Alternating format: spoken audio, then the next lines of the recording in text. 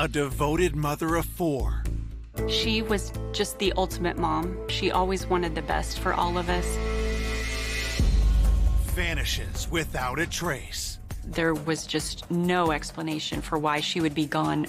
I knew something was terribly, terribly wrong. Investigators are sent down a rabbit hole of suspects. He said that the subject will never be found. My mom did not have an enemy in the world other than him. He disliked Patricia Kimmey. He hated Patricia Kimmey. He wished harm to come to Patricia Kimmey. And discover grisly clues. We found Patricia Kimmey's dentures. We did find blood in the back of the truck. And a money clip that was soaked in blood. Until a shocking revelation. She told investigators she knew where Patricia Kimmey was. Changes everything. We were shocked. That's one of the most evil things you can do.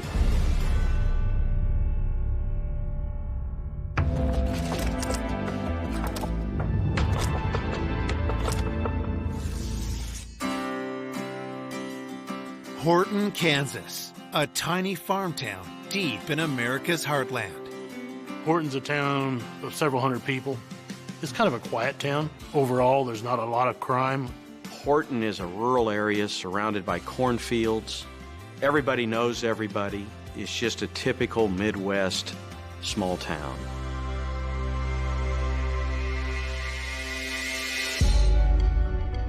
One fall day in 2009 turns into a nightmare when a daughter and son learn their mother, Pat Kimmey, has gone missing. That Saturday, I got a phone call from my mom's best friend. And when I answered it, she said that she was concerned about my mom because they were supposed to go on a shopping trip that day, and my mom had actually never answered her calls. I knew that was very strange. I jumped in my truck and went out there to my mom's house. Her jacket was in the kitchen. Her purse was sitting there, and her phone.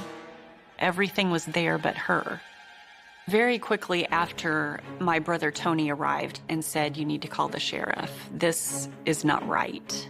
Mom, she did not go anywhere without her cell phone. It was in her pocket 24/7. So that was an immediate flag right there that something was wrong. I can't explain the fear over that because there was just no explanation for why she would be gone. Alarmed, Rita and Tony call 911. A sergeant arrives at the house at 9:45 a.m. He immediately notices troubling signs. On the front porch, there was a wooden gate that went across this staircase, and this gate had been broken in half and had been pushed off the porch. I noticed that the door was standing open, but the deadbolt lock was out. A rug in the front door foyer was messed up as well, and it appeared to me that maybe there was some type of struggle. I immediately treated it as a crime scene. Investigators head to the scene in search of clues as to what could have happened to Pat Kimmey. The house was well arranged. There was no sign of really anything inside the house that had been disturbed. There was a computer that had been left on. The investigators were able to tell from looking at the computer the time of the last keystroke. It was like 7:01 the night before was the last stroke on the computer. So we believe she was on the computer when maybe there was a knock on the door. Detectives look for clues outside the home. We found Patricia Kimmey's car and car keys were at the home. Obviously, she did not leave with her own vehicle, so she must have left with somebody else. We also had discovered several droplets of blood on the gravel rock portion of the driveway. After we looked at all the stuff, the door and the broken gate, the blood in the driveway, our thought process was, she's been kidnapped. At that point, we still were considering a missing person. Maybe she was taken by force. Police break the hard news to the family that they believe Pat has been kidnapped or possibly even a victim of foul play. We had hope we're going to find her. But when they found the blood, it was just, your heart sank. Who took her out of her home and what did they want with her? And I just leaned over and said, Rita, do you think she's coming back? And Rita got tears in her eyes and said, no, I don't believe she is. Born in Kansas in 1951, Pat's youth was full of joy. She was a very big farm girl at heart. She grew up on a farm. She loved animals and always wanted to be a veterinarian. In her late teens, Pat fell in love. My mom met my father, Eugene Kimmey, in high school, so they started dating. Nobody loved him like she did. In 1971, Pat and Eugene got married. Eugene ran the Kimmey sawmill he had inherited, while Pat was a devoted stay-at-home mom to their 4 kids. There wasn't anything that meant more to her than her family. She was just the ultimate mom. She always wanted the best for all of us. As the years passed, cracks started to appear in Pat and Eugene's marriage, and the relationship crumbled. Eugene was very controlling. To him, she couldn't do anything right. He didn't want her going anywhere. He wanted her to stay at home. In 2008, the couple called it quits. Following the divorce, I could see a difference in my mom. And I think there was a sigh of relief to her that she could finally live life freely instead of being under the thumb of Eugene. Now, all that is left is a trail of blood and a list of unanswered questions. As news of her disappearance spreads, the community unites in their search for Pat. We got as many people together as possible. We lined up and we started walking, looking for any signs of Pat. Pat was very well loved in the community. It was obvious from the support that the community gave us. Hundreds of people came out, 50 feet apart, spread, walking through the fields. It gave you chills to see something like that. While the search continues, detectives ask Pat's kids if there was anyone who might have wanted to hurt their mom. Rita and I both looked at each other and then looked back at him, and I said, Eugene Kimmey is the only one we know of. My mom did not have an enemy in the world other than him. As investigators learn more about Eugene, a disturbing picture begins to emerge. He was often drunk. A lot of times he was very argumentative, and his drinking was never under control. The descriptions I received from everyone was that he drank too much, that he was just a very unpleasant person. My mom found out that Eugene had cheated on her, and that was something that truly broke her heart. All of us told her, get out. Nobody should have to put up with that. So that's when she decided enough was enough. Pat divorced Eugene a year before she went missing. Mrs. Kimmey ended up getting the property from the divorce. Pat had won a very large settlement with the alimony payments being made. There was a huge payment going out every month to the sum of about $2,300. So he was bitter about that. Eugene said it was unfair, was constantly complaining to everyone the amount of money he had to give her, and Eugene didn't think she was entitled to anything. Detectives also learned Eugene had made sinister remarks about his ex-wife. People in the community told us that he had made comments about how he wished she was dead. He was constantly saying that he wanted her gone. He had actually been telling people that he would like my mom to just disappear.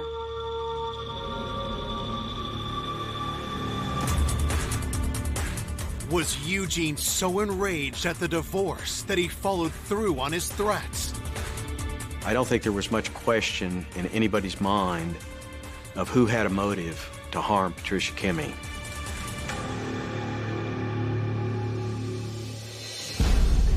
Coming up, investigators uncover a web of alarming secrets and lies.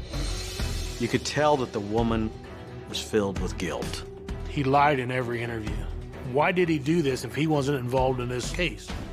His story, it changed every time. While family descend into despair. We were all very fearful at that point. I knew it was not going to turn out good. Before the truth blindsides everyone. She was fighting for her life, kicking on that ground. You really couldn't make up a case like this.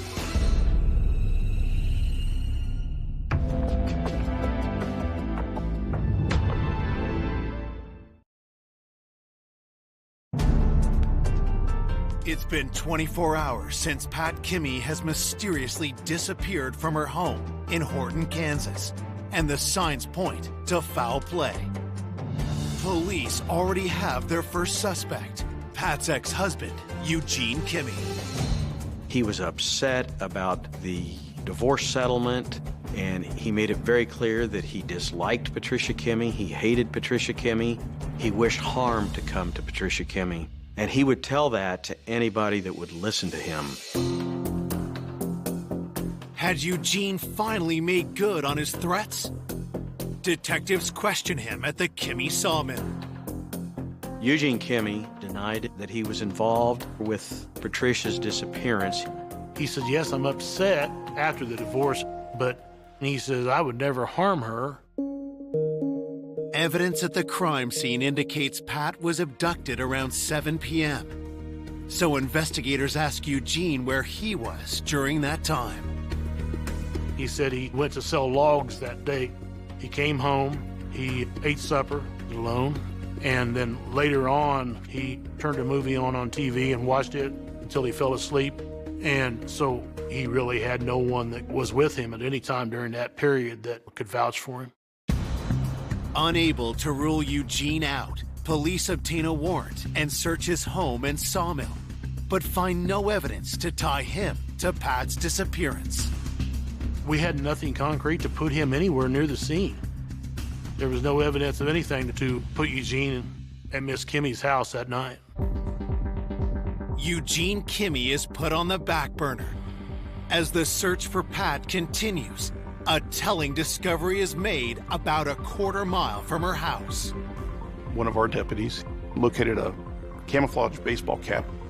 It was just out among the weeds, and it seemed out of place. It had a writing on the front that said Sailor's Insurance Company. I instructed him to photograph it and collect it as evidence.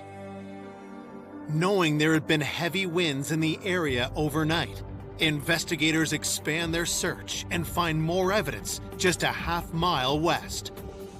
They find a money clip that had some U.S. currency attached to it, and that currency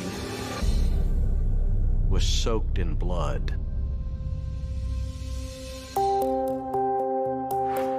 We found a bag containing some rifle shells that had blood on it. There was coins on the roadway that had blood on them. All these items was collected and sent for DNA testing.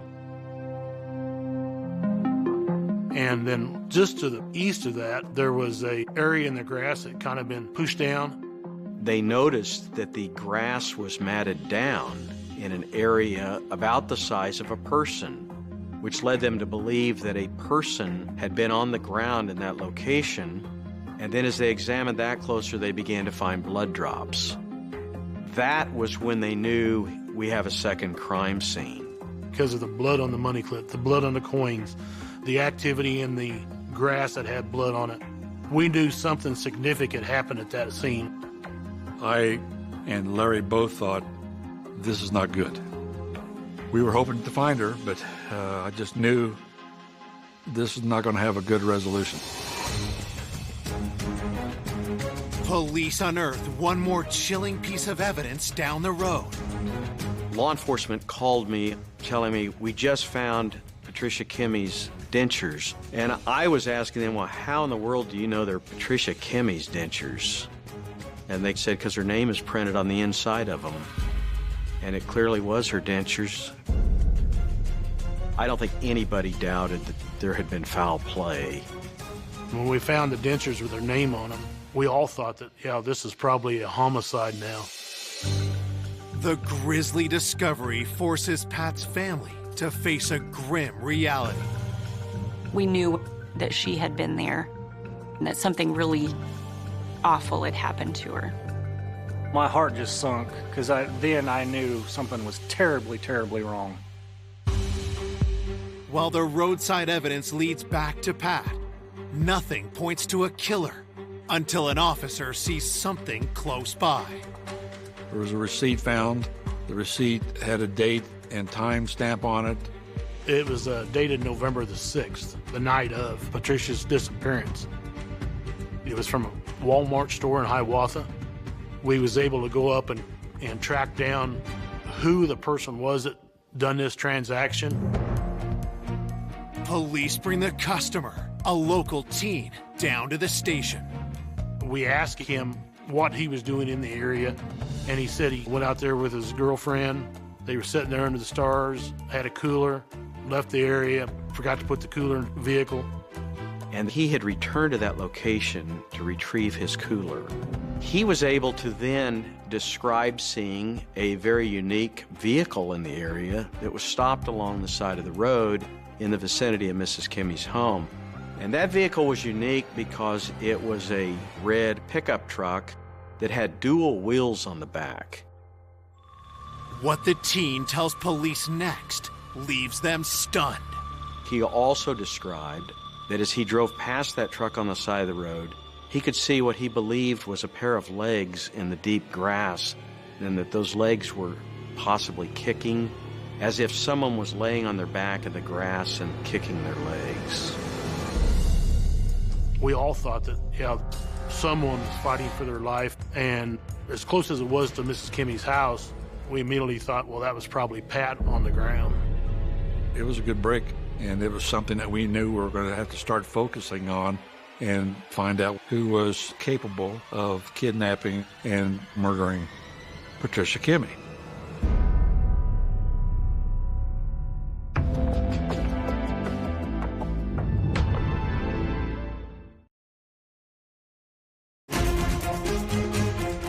Investigators working the no-body homicide of mother of four, Pat Kimmy, have found a witness who might have seen a roadside attack the night Pat disappeared. He was out with a girlfriend, and on the north side of the roadway, about where the items were found that had the blood on them, he saw a red dually pickup. He said that there was someone on the ground kicking. He didn't really see anything other than that, and he left the area. I think at that point he was young. He was scared of what was going on, and really, I don't think he knew exactly what to do at the time. There was no reason for him to be making that story up and put himself at that location when he didn't need to. So his story was pretty believable. The gal that he was with, we talked to her. He had accounts for everything that he had done that evening. His girlfriend backed up what he said, so we had no reason to believe him of being a suspect. If that truly was Pat Kimmy in the grass, detectives know it's imperative to identify the driver of the red dually truck. To have a description of a red dually pickup was really a strong lead. A dually pickup truck is a pickup with dual tires on the back of it. My first thought was, we've got a potential suspect vehicle that we need to start looking for. As police search ownership records for red dually trucks, they receive the forensics report from the crime scene. The DNA on the sailor insurance hat was found to be that of a male. Investigators were able to obtain DNA off of the sweatband on the inside of that sailor ball cap. But you can't just take DNA and say, whose is this? You need a comparison. No match is found in the criminal database for the ball cap DNA, but other evidence is more conclusive. The money clip, the coins, the blood on everything found at the second crime scene all was that of a profile that matched a female. And so we were able to get the DNA and be able to positively identify that blood as belonging to Patricia Kimmey.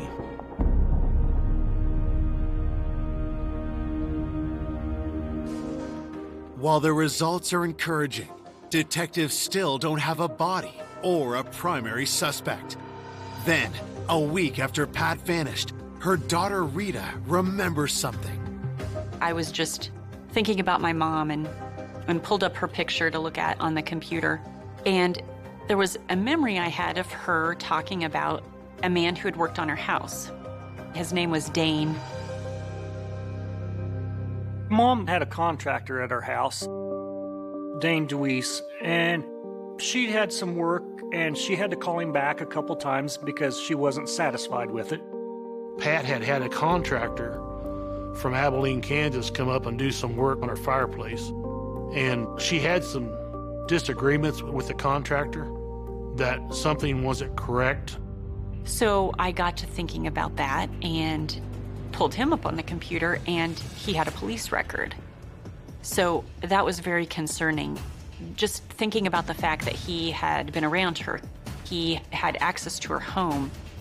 And what really raised a flag with him is when we found out he drove a red pickup. Well, we're on to something now. Could Pat and Dane have gotten into an argument about his work, causing him to violently lash out at her? Rita alerts police about Dane, and they immediately bring him in for an interview. He was very cooperative, told us that yes, he has a red dually pickup. He told us that he had done some work for Patricia Kimmey's house. He was honest in telling us that she was not happy with some of the work. He volunteered to come back and fix those items, which he did, and had thought he had settled everything with her. He thought Pat was a very good person to work for. He said he got it corrected, and Pat was very appreciative that he got it corrected, and he said that he thought that everything was okay between him and Pat and that he would never harm Pat. Mr. DeWeese did not really have an alibi. He had nothing to back up his whereabouts for the night before. He told the investigators he was at home alone, but he didn't have anybody that could vouch for that. And he quickly became our prime suspect. He allowed us to search the truck, which we did. When investigators search Dane's truck, they make a disturbing discovery. We did find blood in the back of the truck. We were a little alarmed when we saw the blood in the back of Mr. DeWeese's truck. Could it be Pat Kimmey's blood? And could this be the evidence that blows the case wide open? This looked like a very serious matter and indicated that he perhaps was the person involved. And the blood in the back of the truck really made it suspicious.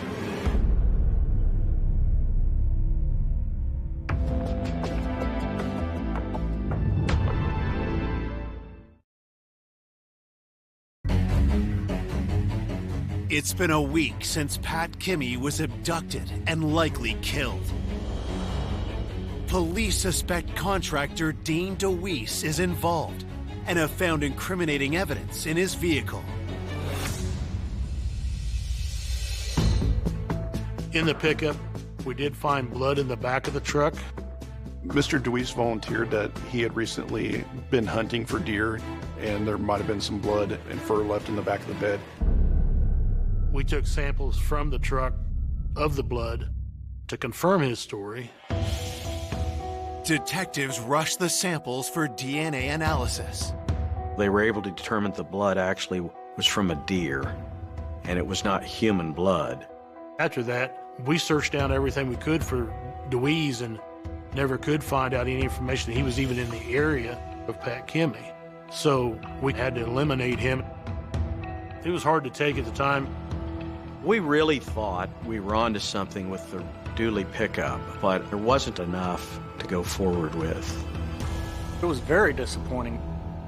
Right back to square one we go. With no new suspects, investigators focus on finding the owner of the red truck and the Sailor insurance hat found on the side of the road. We talked to the Sailor Insurance Company to get a list of people that would potentially have access to a Sailor hat. Investigators were able to get a customer list and find a list of possibilities of a red dually pickup insured by Sailor Insurance. Detectives asked Pat's family if they recognize anyone on the list. They had us go down through the list, and Roger Hollister's name stuck out. He's bought lumber at the sawmill before. They said Roger Hollister had done business with Eugene Kimmy and that Roger Hollister drove a red dually pickup.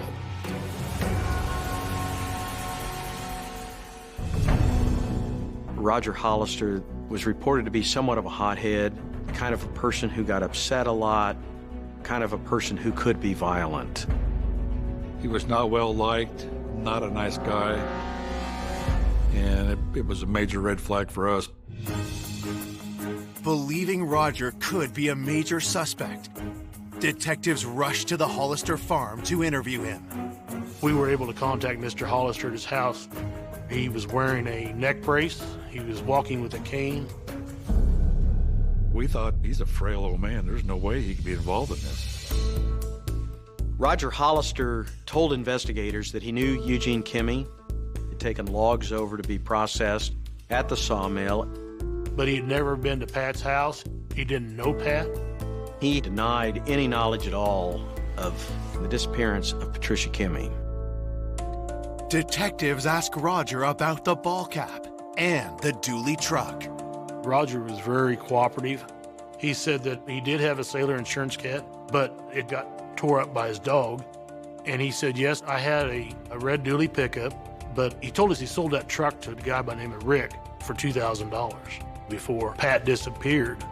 Investigators ask Roger to account for his movements the night Pat was abducted. He said that he'd been at his home the whole night. His wife left late evening hours and drove to Kansas City to be with her daughter. And he was home alone the whole time. Even though Roger had owned both a Sailor insurance hat and a dually truck, detectives don't believe he's their guy.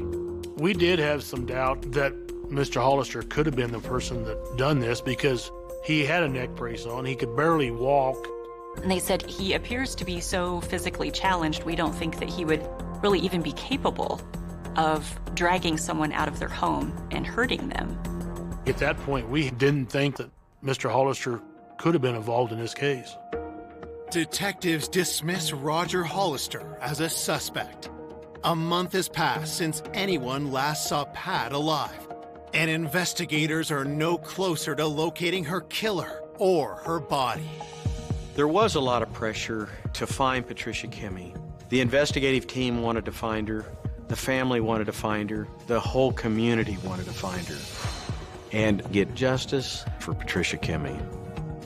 It was getting frustrating, thinking that we might never find her, never get this case solved. 2 months into the case, police catch a break when Pat's son Tony and nephew DJ show up to the police station with shocking new information. They told us that Roger Hollister went over to the Kimmy sawmill and he wants to talk to Eugene, but Eugene wasn't there. The employee at the sawmill, DJ Kimmy, told the investigators that Roger said to him, "Tell Eugene I'm here to collect. I want my money." And DJ says, "I don't have your money. I don't know what you're talking about." And Roger then said he had taken care of it in reference to my mom. And he said, well, I'm just here to recoup my money, that I took care of the subject. And he also stated that the subject will never be found. It was a major break in the case. We were on to something now.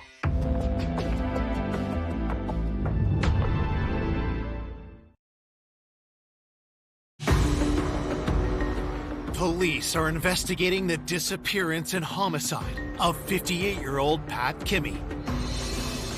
Now, 2 months into the case, they've learned from Pat's family that Roger Hollister has come looking for money, claiming he got rid of Pat. When Roger said, "The subject will never be found," referring to my mom like that, we were all very fearful at that point. Pat's nephew, DJ, tells police he remembers he saw Eugene and Roger talking at the Kimmy sawmill one day.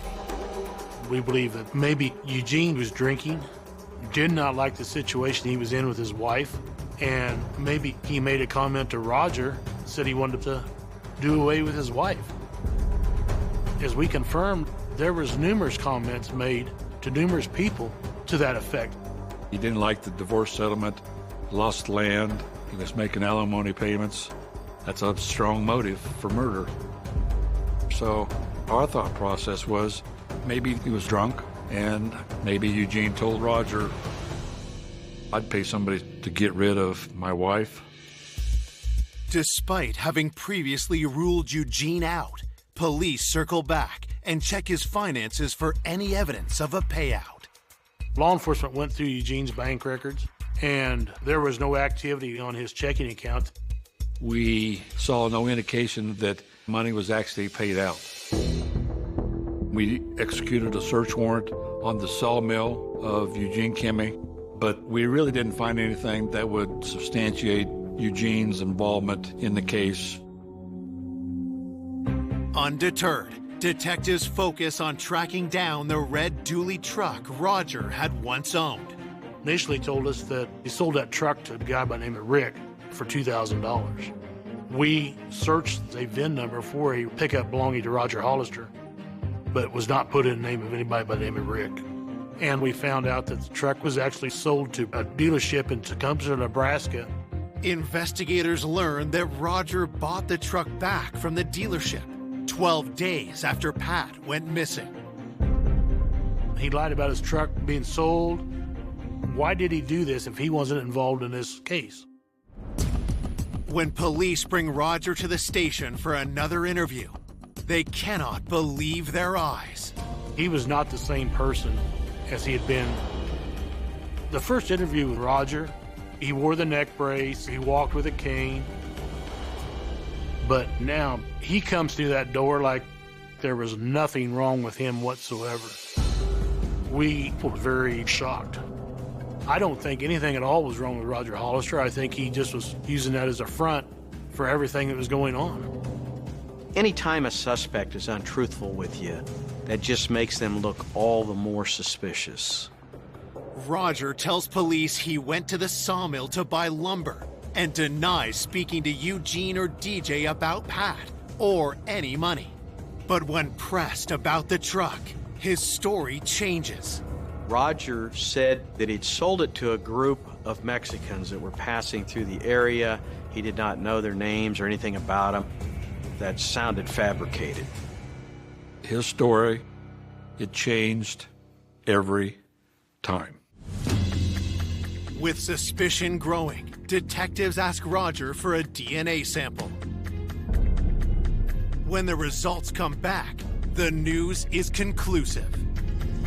We found out that the DNA on the Sailor insurance hat belongs to Roger Hollister.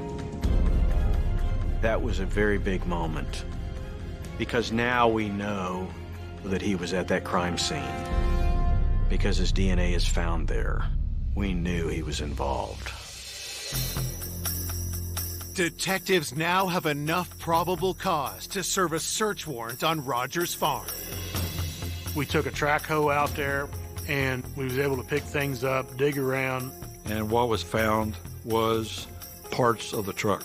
A lot of the stuff had been buried, and it's been burnt pretty severely. And of course, we couldn't get DNA because of the fire. And the VIN number matched Roger Hollister's truck.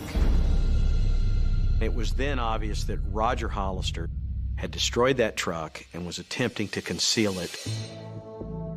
At that point, we had what we thought was a very good circumstantial case against Roger Hollister. We searched the property, but we still didn't have a body of Patricia Kimmy. Our prosecutor kept saying, "We need a body." Then, a few weeks after finding the truck, investigators get some alarming news. I received a phone call from investigators who said, "You're never going to believe this. Roger Hollister and Rebecca Hollister were just involved in a vehicle accident." The investigators said that the vehicle had turned in front of a semi-tanker and hit head-on. Rebecca was seriously injured to the point that she had to have surgery. Roger, who was the driver of the vehicle, didn't sustain any real serious injuries. And if the truck driver hadn't paid attention, there's probably a good chance they would have both been killed. Detectives rush to the hospital to speak with the Hollisters. And Roger's wife, Rebecca, tells them she believes her husband was trying to kill them both. Why is he trying to commit suicide? Why is he trying to kill Rebecca in the car? I think that the walls were closing in, and Roger knew it. Roger knew we were closing in on him. There was an arrest warrant issued for Roger Hollister for attempted murder on Rebecca, and he was charged for that. Now in custody, Roger says he wants to tell police what really happened to Pat Kimmy. He said that he was with Eugene when the kidnapping occurred. He said, yes, his truck was used in the crime, but Eugene forced him to go. He said that he just drove Eugene Kimmy and that Eugene Kimmy killed Patricia. And so is Eugene still involved somehow? We don't know for sure. Detectives bring Eugene in for another interview. He admitted that he did not like the situation he was in with his wife, but he says, I would never harm her or kill her. Eugene says, "Oh yeah, I may have mentioned that I would like to see her dead, but I didn't offer money to Roger to kill her." Eugene Kimmy did not deny that he'd made those remarks, but that he had said it more in anger, just a person running their mouth that's upset with their ex-spouse. Detectives have no solid proof Eugene was with Roger that night, or that any money ever changed hands. As a result, we were never able to tie Eugene Kimmy into the murder, never had sufficient evidence to charge Eugene Kimmy. Police release Eugene. Then, 6 months after Pat's disappearance, Rebecca Hollister asked to meet investigators. She was very upset. You could tell that the woman was filled with guilt. She told investigators that she knew where Patricia Kimmy was, and she wanted to take them to the body.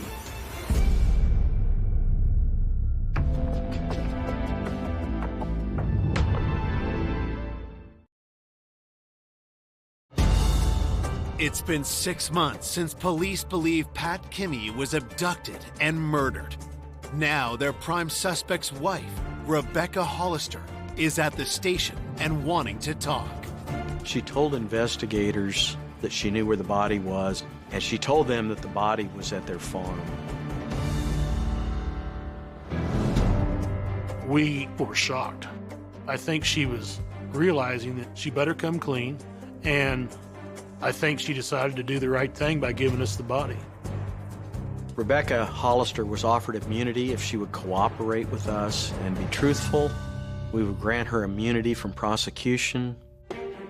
Rebecca claims her husband, Roger, told her where he buried Pat Kimmy on their 40-acre farm.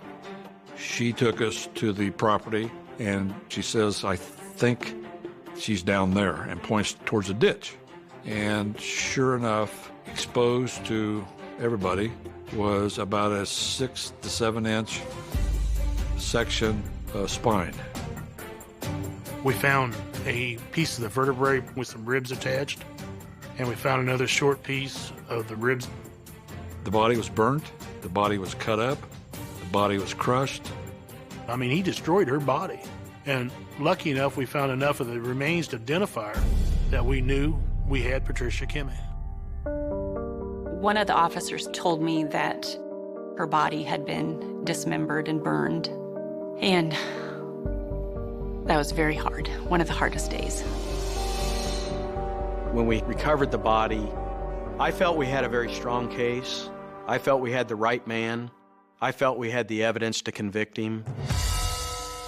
On June 4th, 2010, Roger Hollister is charged with first-degree murder. At the trial, prosecutors present a picture of what they believe happened to Pat the night she was murdered. Roger went to her house, got her to open that door, and when she did, Roger pushed through, was able to grab Patricia, subdue her, and take her out to that truck. He got her into that truck and took off down her driveway. As he turned the corner onto the gravel road, she somehow got away from him. She jumped out of that truck, and he pursued her into that ditch. There was a confrontation. I think she put up one heck of a fight, and she was fighting for her life when she was killed, kicking on that ground.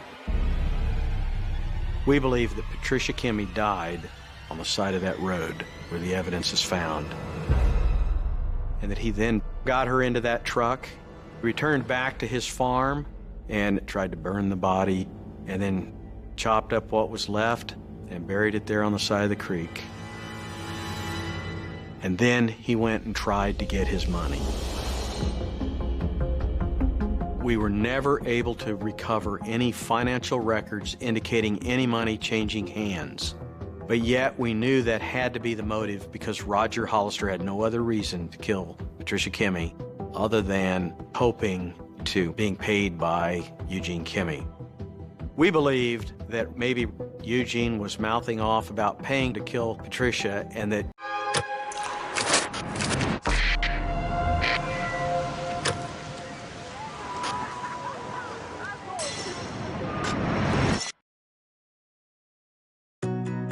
A sweet and beloved senior Margaret liked being out. She liked being around people. She was very friendly, very outgoing. is viciously murdered in her own home. Oh my Lord, it's her. And I pretty much lost it. I actually thought I was going to get sick. To be snuffed out in such a way is just horrific. Police uncover a trail of suspects. How would he know that information unless he was in the crime scene? Having people know how she was found and even what she was wearing is very suspicious. It just wasn't adding up. He was not being honest and something else was going on. Before a disturbing discovery. He was just photographing her in her own home. Points to a deranged killer nobody saw coming. I don't think anyone in law enforcement could have had any inkling of the outcome of this case. This is sick. This is not a normal murder. This wasn't a horror movie. This was actually happening.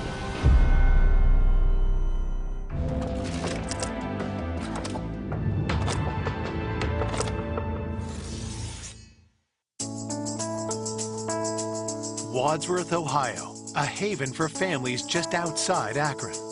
Wadsworth, a very quiet town. It's very community-oriented. It's a great family community. It's very common for people not even to lock their doors because there's never a lot of crime that occurs right around in there. On a Monday morning, April 9th, 2018, the peace is interrupted when police receive a call from a worried citizen. Wadsworth Police. Yes, this is Howard Leisure. My aunt lives on Portage Street. A friend of ours stopped over there yesterday to check on her, and she was nowhere to be found. Okay. He says papers were on the porch for the last 3 days. What's her name? Margaret Douglas. Initially, the police department was contacted about Margaret being missing from her home. We don't know where she's at. She's 98 years old. Did she live there by herself? She lives there by herself, yeah. And she never locks her house. So our initial response was to look for Margaret to see if she had fallen inside her home and needed help. Patrol officers walked through it, yelling for her to see if she would answer. We continued to canvass the neighborhood, and we did not locate her. If her close friends, she's not with them, something's wrong. We contacted area hospitals and looked in any possible place that she could be. Margaret was just basically missing. That evening, Howard and his wife, Cindy, head to Margaret's home to help police with the search. They asked if we could come down and meet them at the house. Howard and Cindy started to look for some items common for Margaret to have taken with her when she left. There were specific shoes that she would wear. They were looking for a little red wallet that she carried her money and her credit cards in when she left the home. So Howard went to look in that front closet. The clothes had dropped or slipped down that was piled in the top of the closet. He said, "Oh, I found her shoe." He tried to pull the shoe out. And I touched it, and it felt cold and clammy.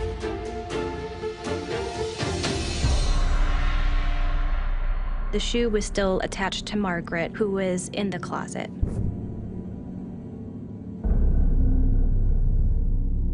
And I thought, oh my Lord, it's her. And I pretty much lost it. Something I'll never forget, I'm sorry. But to find her like that. It was a terrible shock, especially for her nephew Howard, and I just remember the look on his face.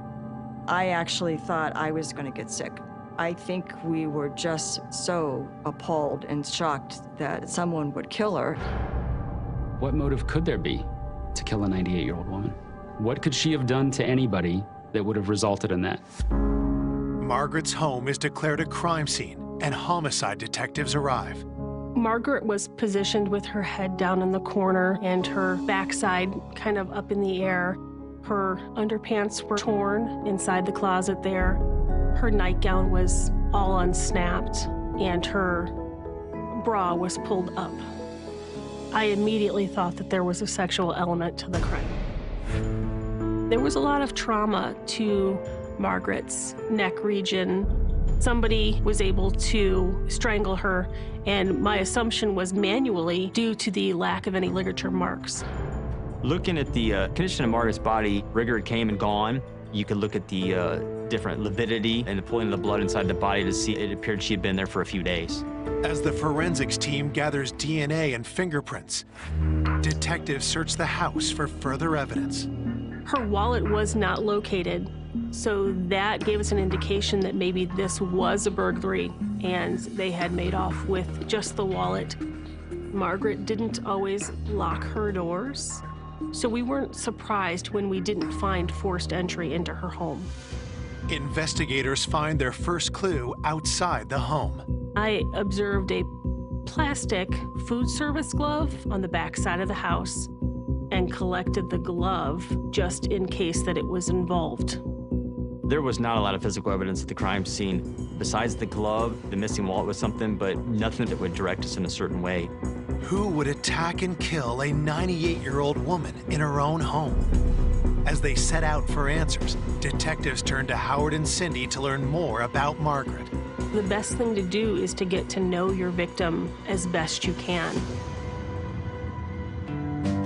Born in Akron, Ohio in 1919, Margaret was known as a woman of strong character with a fiercely independent streak. She knew what she wanted, and she wasn't afraid to go after what she wanted to get. Margaret often told us about her days working at the O'Neill's in downtown Akron. She liked being out, she liked being around people. She was very friendly, very outgoing. Margaret had very strong opinions, and she was certainly not afraid to tell you what her opinion was. She was a pretty independent woman, let's put it that way. After World War II, Margaret married the love of her life, Army veteran Donald Douglas. If I saw Margaret, I saw Donald, her husband. They were made for each other. They just complemented each other. The couple moved into the house that Margaret would live in for the rest of her life. I think Margaret might have lived in that neighborhood close to 70 years. It was Margaret and Donald's choice not to have any children, and they seemed extremely happy together. They liked to travel together. They went to ball games. They enjoyed going to the Indians game. When Donald passed away in the year 2000, Margaret chose to remain in her house, surrounded by friends and caring neighbors. Margaret was a pretty good friend with the neighbors, David and his wife. There was another neighbor across the street. Her name was Jan. They just sort of kept an eye on Margaret. She knew all the kids in the neighborhood, but as she got older, she's got more restricted to the house. And that's when me and my wife stepped in at that point and started taking her shopping and doing things for her as needed. Margaret loved the fact that she was 98 years old, and she wanted to be 100. She truly loved life.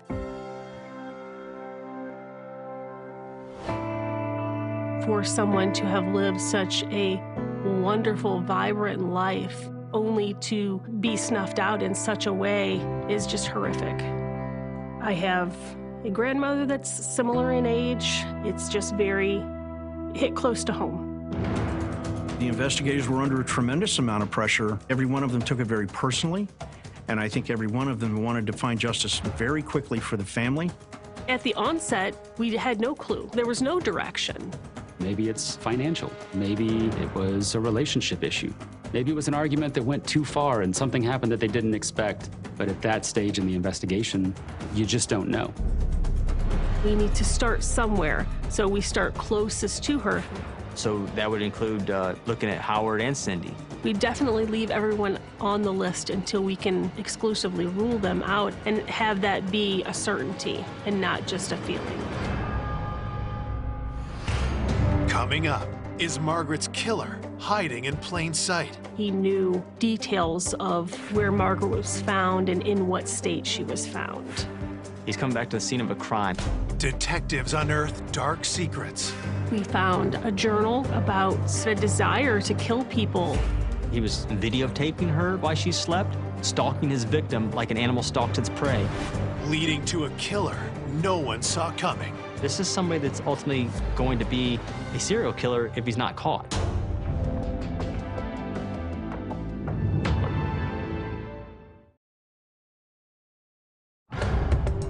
Police are investigating the murder of 98-year-old Margaret Douglas, whose body was discovered stuffed in a closet in her own home. I just can't imagine a 98-year-old woman being that terrified and not knowing what to do. It's definitely one of the most traumatic things I've ever had to experience in my years with the Wadsworth Police Department. Detectives begin by interviewing those closest to Margaret, her nephew Howard and his wife Cindy. We fingerprint and get DNA from Cindy and Howard to show whether their fingerprints or DNA were on something that it should not have been on. We did subpoenas for phone records and also location data, GPS data, so we could tell their whereabouts during the time in question. Cindy and Howard lived approximately 30 or 40-minute drive away, but they would come into town a couple times a month to do her grocery shopping. She always paid with cash. We swung down, went to the bank, she threw $200 out to go shopping with. Police ask Howard about Margaret's finances. Was there anyone who stood to gain from her death? Margaret was really in charge of her own finances. We did look into those accounts and check for activity. We were never able to locate any activity that was out of the normal. Does she have a power of attorney or a will or anything that? No. We've been telling her she needs a will, she needs this, and she would never get to take the time to do it. There was nobody that we could find that would have any financial gain from her death. Could Howard or Cindy think of anyone who might wish to harm Margaret? Any problems with her? Did she want to argue with people or anything like that? Nothing? No, sweet old lady. And nobody else, she didn't, have any problems with anybody that... Not that I know of. She was... Margaret bothered me. That's why it's so just horrible.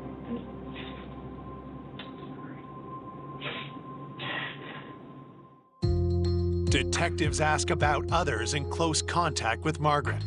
According to Howard and Cindy, the closest is Margaret's former neighbor, David Klinkenbeard. Cindy and Howard did keep in contact with David, who was Margaret's main caregiver. David would come and check on her a couple of times a week just to see if she was okay and if she needed anything.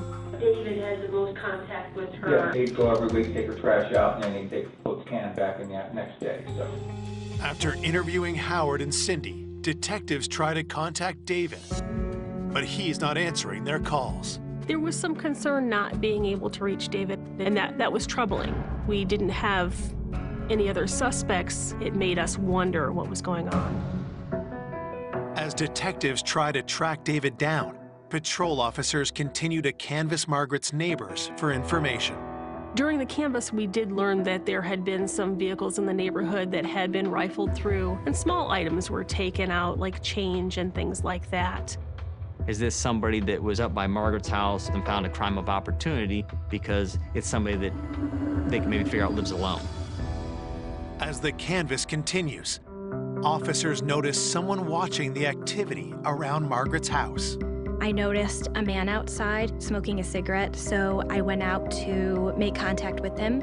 This person ended up being David Klinkenbeard. He said that he used to live next door to Margaret. He kind of wanted to know what was going on. He said he was essentially canvassing the neighborhood looking for anything that was suspicious. David did strike me as odd at first. It was concerning to me that he was standing out there trying to determine what exactly we had found. As David continues to talk, police grow increasingly suspicious. He was kind of making comments about information that seemed strange that he would know about. He knew details of where Margaret was found and in what state she was found. Having people know how she was found and even what she was wearing is very suspicious. You don't know where someone has gotten their information. Were they there? Were they involved in the murder? With a growing list of questions about David, officers approach Margaret's neighbors for answers. One of the neighbors had mentioned how they had seen David driving through the neighborhood, but didn't stop, just kind of drove through. So they thought that was kind of strange. Maybe he's come back to the scene of a crime, whether he's driving back by because he knows what he did and he's having remorse, or maybe trying to get back inside there to get her body out of there and get rid of it, or to look to see if he left anything behind. David told some of the neighbors that his fingerprints would be all over the house and he would have to get his fingerprints taken, which is not something that people usually say or think. The next day, David's appearance in local news coverage of the murder raises further alarm bells. I turned on the news and there he is on TV, talking to the reporters, putting himself out there. Was this a guilty man's ploy to hide in plain sight?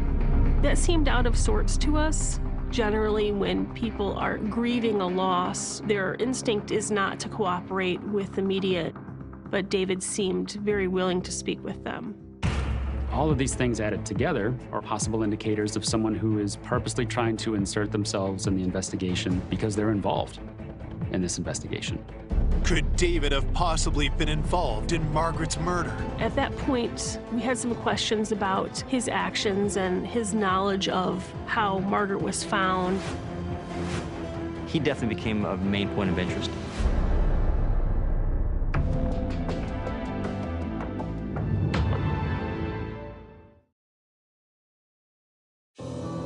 On April 11th, 2 days after finding Margaret's body in her own home, police bring her former neighbor, David Klinkenbeard, in for questioning. David told us that he last saw Margaret when he was helping her with her trash can on Wednesday. You didn't come by on Thursday or Friday, not till Sunday? No, not till Sunday. On Sunday, he had gone over to the house and he didn't locate her. He had some concerns that maybe she was upstairs in a state of undress and he didn't want to go up there himself. So he contacted Jan across the street. And that's when you had Jan come over in case she was upstairs and not decent. Yeah, Jan went up there, she wasn't up there, and then we looked in the closets up there. Okay, your friend's missing. That'd be the last thing in your mind, whether they're dressed or not. You would go and look for them throughout the entire house, not go get somebody else. As the interview continues, David's answers only raise further suspicion. She likes to look nice, and she was a pretty woman. Yeah. When she was younger, she was a redhead. Oh. Yeah. And she was really coming back in. She was really kind of like, not thin then, but, you know. I was surprised how good she looked back then. Some of the comments that he made about Margaret in particular her physical appearance when she was younger. She had just been murdered, and here he is describing her figure and her body type in an interview. The detective asked David about the calls he made when he couldn't find Margaret. Oh, I want to use my cell phone to call Howard. I got this number on my phone. Do you have your phone with you? Yeah. Would you mind if I had my computer guy just go through and write down the dates of your calls? I have. He said he must have left it at home and didn't have it on his person. It seems strange because, in this day and age, nobody goes anywhere without their cell phone. Their cell phone is always on them. Investigators must now subpoena David's cell phone records. At the same time, they receive a forensics report from the crime scene. DNA belonging to Margaret was found on the glove that was discovered outside of Margaret's house. We believe that the suspect's DNA was on the inside of the glove. Would you mind if I was able to get a sample of your DNA? We know you're supposed to be in the house. Would that be okay with you? Yeah. Okay. Yeah. Detectives send David's DNA to compare against that found inside the glove. While they wait for the results, they check David's cell phone data to verify his alibi. We were able to go through his day-to-day life and see that he likely was not involved, but there was no concrete evidence that we were able to bring to light. Unlike the phone records, the DNA findings are conclusive. David is not Margaret's killer.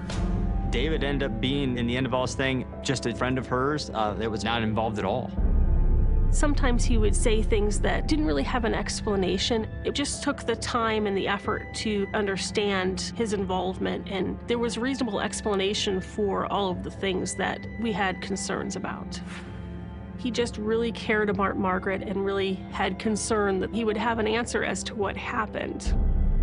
We had to look at David as probably our #1 interest because obviously his strange comments in the beginning about his DNA and fingerprints, plus he's the one that saw her on a regular basis. Up until that point where you reach a crossroads, you really do have to look at every tiny detail, every possibility.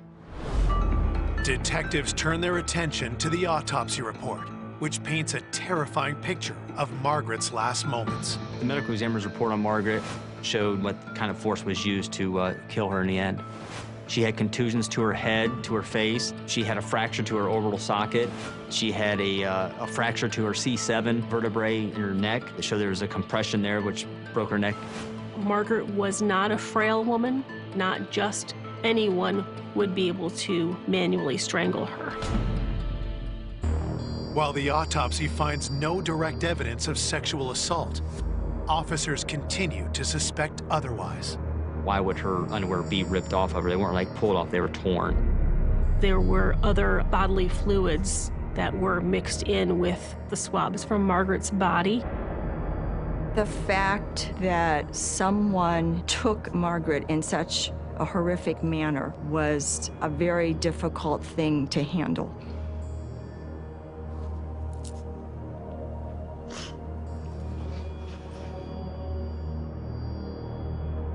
As homicide detectives regroup to search for new leads, patrol officers alert them to an unusual crime reported in the early morning hours of April 8th, the day before Margaret's body is discovered. There was a report of a carjacking very near the scene of Margaret Douglas's home. In a community like Wadsworth, we don't have carjackings. That's not a normal call for us. They happened in such time close to one another that we had to wonder if they were related. The carjacking victim is a local man named Paul Shalott. Paul had reported he was driving along and he happened to notice a 19, 20-year-old man limping, like having trouble walking up the street. Paul had reported to us that he was just being a good Samaritan and picking somebody up that he thought to be injured. So as he went out to help him, he said the gentleman just slid into the driver's seat and then locked the doors, wouldn't let him in, and took off with his car. Officers grow suspicious when they quickly locate Paul's car near the site of the carjacking. The car was found very quickly, and it was found right there in the same area it was taken. Literally, like, not even a block away from where he had picked this gentleman up, supposedly, and lost his car. This happened at a building that had cameras on the outside, so we wanted to kind of investigate Paul's story because it just didn't seem quite right. You could see on the video that Paul had been with what appeared to be a young man. The young man was not limping. He did not seem to be injured in any way. Paul's initial report did not match anything that video said. It just wasn't adding up. He was not being honest and something else was going on. Why had Paul lied to police? And who was the young man seen in security footage? Had one of them gone on to do something unthinkable? We had the carjacking, and then we had Mark's disappearance. It just started making me think a little bit, could this be the guy that could be involved?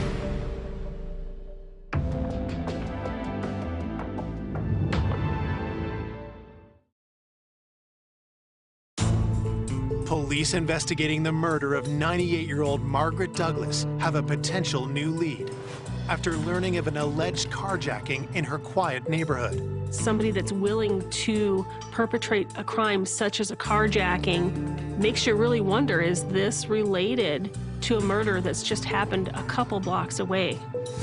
But when security video proves the victim, Paul Shalott, has lied to police, detectives demand answers. When I interviewed Paul to get the whole story, he was very nervous. And then he finally started telling us the truth about how he came to be in that area and what really happened. He was on an app trying to meet somebody, and he did come across somebody. He said he worked for a church, and he didn't want them to find out that he's using a site to try to meet up with young men. He didn't want to admit it right away, but they started getting involved sexually in the car. The male subject he picked up, I guess, started getting upset that things weren't going his way. The young man that he met up with just kind of snapped and took the car, not what Paul had expected when he met this person online. With Paul finally being honest, detectives change course and ask if he knows anything about the murder of Margaret Douglas. He was aware of what had happened and that she was a victim of a homicide. But Paul did not know Margaret at all. He had no ties to her and real no ties even in that neighborhood. He was just there basically to meet up with somebody that night. Then I started thinking, well, now we need to know who was driving that car, who carjacked him. Paul was asked for the account information for the app that he used to meet this person on. He said he couldn't remember the email he used or the password he used to get in there. Paul was embarrassed about what he had let happen and the fact that he was involved with a young man. He had deleted everything from his phone that was relative to that. We weren't able to recover any of that information. So we had no way of proving or figuring out who it was that he may have met up with that night. After hitting another dead lead, frustrated investigators know that public fear is only growing. There was definitely some fear. There were people that would normally stroll down the street, walk their dogs, let their kids play outside unsupervised, and things like that weren't happening after Margaret's discovery. And the emotions for everybody were really high and heightened. They're all locking their doors now, and they're really watching for everything. So it was definitely a shock to all of them. With the community on edge, Margaret's family continues to struggle with their loss. The hardest part going through all this is the time-consuming and the worrying and waiting for the outcome and you're not sure what's going to happen. That was hard. You know, none of us are patient, and we all want to know what happened here, why someone would do this. The reason you're doing what you're doing is for the victim. You want somebody to be held responsible for what they've done. Believing that the carjacker may be a serial criminal, police take a closer look at the petty crimes reported around Margaret's neighborhood. The crimes all took place in just a few block area. Is there somebody in this neighborhood that's committing a whole bunch of crimes for some reason, because we weren't seeing those crimes spreading out throughout the city like we typically would? You have to wonder if the person who's committing these petty crimes has escalated to commit something more horrific. On the night of April 13th, 4 days after the discovery of Margaret's body, police received several calls about two young men. We had received a lot of different calls where people had seen 2 male subjects running around, creating mischief, doing things at the park, doing things at the church, and in cars. A couple of young males were taking some type of device that had wheels on the bottom and hanging out in one of the parking lots. That same night, police respond to a call that changes everything. It was reported to us that there had been a break-in to a trailer that was at a construction site.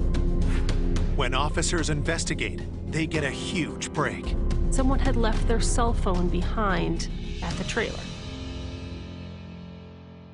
Does the phone belong to the person responsible for the neighborhood crime spree, including Margaret's murder? Investigators used forensic software to unlock the phone. The phone came back to a subject that we had been known in our area for different car break-ins and little thefts from cars that happened in our city, and especially over in that area.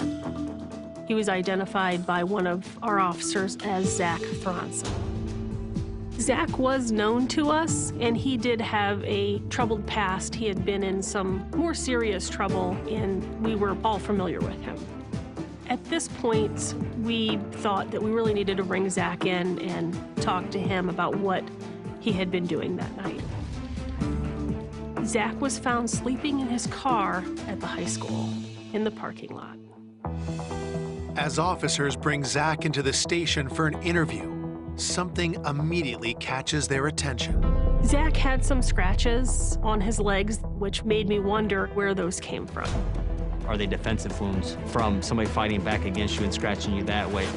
Could they be from something simple, explainable, or evidence into what we were looking into with regards to Margaret Douglas?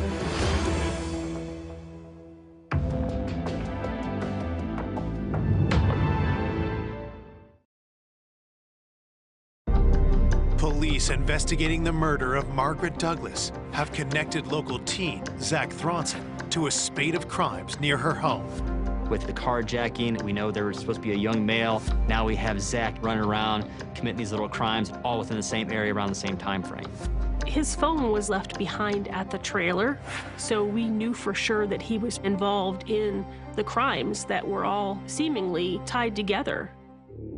Detectives cut to the chase and ask Zach if he killed Margaret Douglas. Zach, he owned up for the little things he did, but he denied any knowledge of it or being involved at all. Detectives steer the interview to the identity of the teen seen with Zach in security footage. He said that he was out with his friend Gavin Ramsey, and that everything that had happened was all Gavin's idea.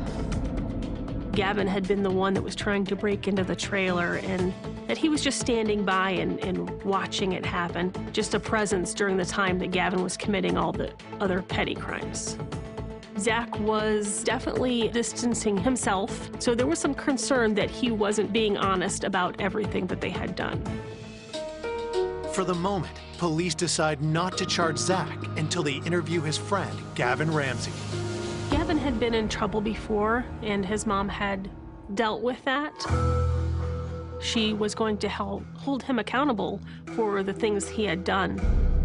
We talked about the trailer, and I just let him know that we knew he was there because Zach had told us that he was there. Property-type crimes and less serious crimes is what we talked about at first. That's just to see, is he going to own up to that? And then we'd continue from there into something more serious.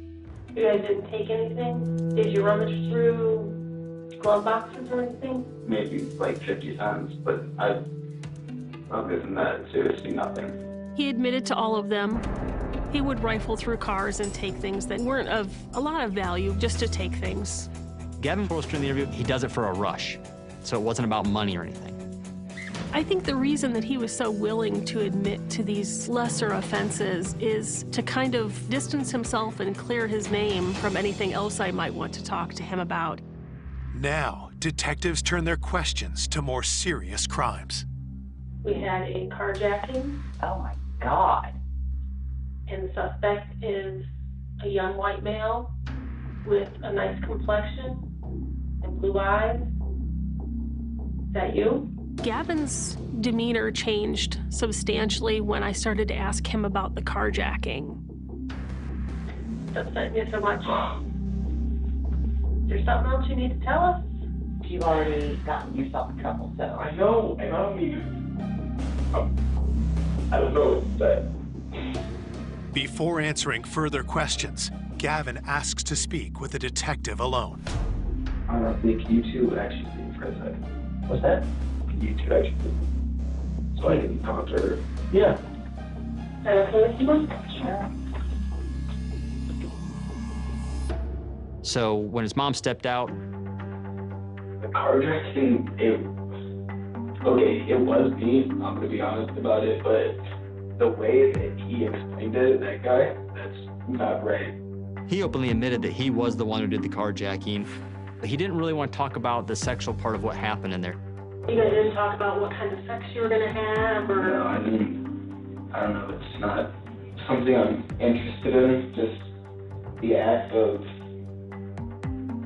him getting the payback, I guess, I don't know, that's, like, it's karma, really. Like, if you're gonna do that, then I'm gonna rob you. Gavin denies that he was truly interested in meeting up with Paul for any reason other than to catfish him or to teach him a lesson. This is a kid that's admitting to going around breaking into cars, and it's not for theft, it's for a rush, so we know he's after the adrenaline. What else could he have possibly done? With Gavin admitting to the carjacking, the interview turns to questions about Margaret Douglas. I specifically asked him if he had murdered Margaret, and he denied it. There's no reason that we would find your DNA inside her house because we swabbed the hell out of that house. You shouldn't. I mean, if you've never been in there, then obviously we wouldn't. But, I mean, you name it. We swabbed it, we took it. I'm sure you know we were there all night. Yeah. He was hiding something. There was more to be said. I didn't feel that this avenue had been exhausted with him. This was something that we probably needed to revisit, maybe from another direction. For now, detectives allow Gavin to leave with his mother. At this point, we have nothing other than the petty crimes, which are handled through juvenile court, so we wouldn't actually take him into custody to hold him. But they have one request for Gavin's mother. I let her know that we had concerns and that I would like to look at his phone. I was expecting to find information about how maybe Gavin was victimized. Instead, what officers find on Gavin's phone changes everything. Officer Cooper discovered Google-type searches, murder in Wadsworth, Margaret Douglas investigation, Wadsworth PD reports on homicide investigation. Then, detectives find something they never would have imagined. There were actually photos and videos of Margaret Douglas.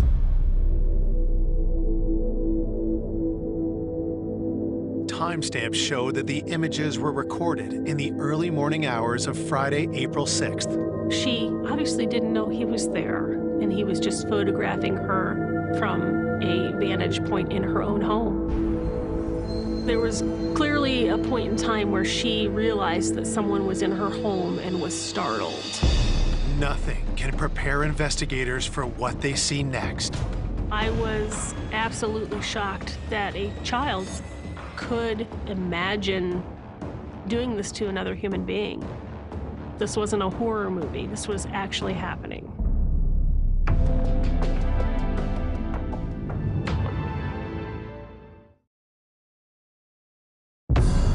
Detectives investigating the murder of 98-year-old Margaret Douglas have found disturbing evidence on a phone belonging to 17-year-old Gavin Ramsey.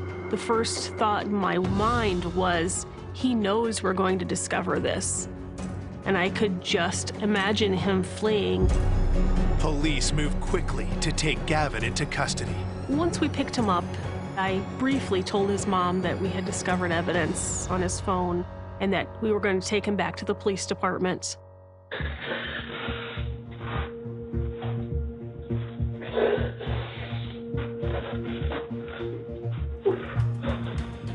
It was definitely not the easiest interview that I had ever done. I came up onto the porch, and I didn't even know what I was gonna do. I don't know, I felt like going into the house. It's like the biggest adrenaline rush I could get. So then I tried the doorknob, and that just happened to be unlocked.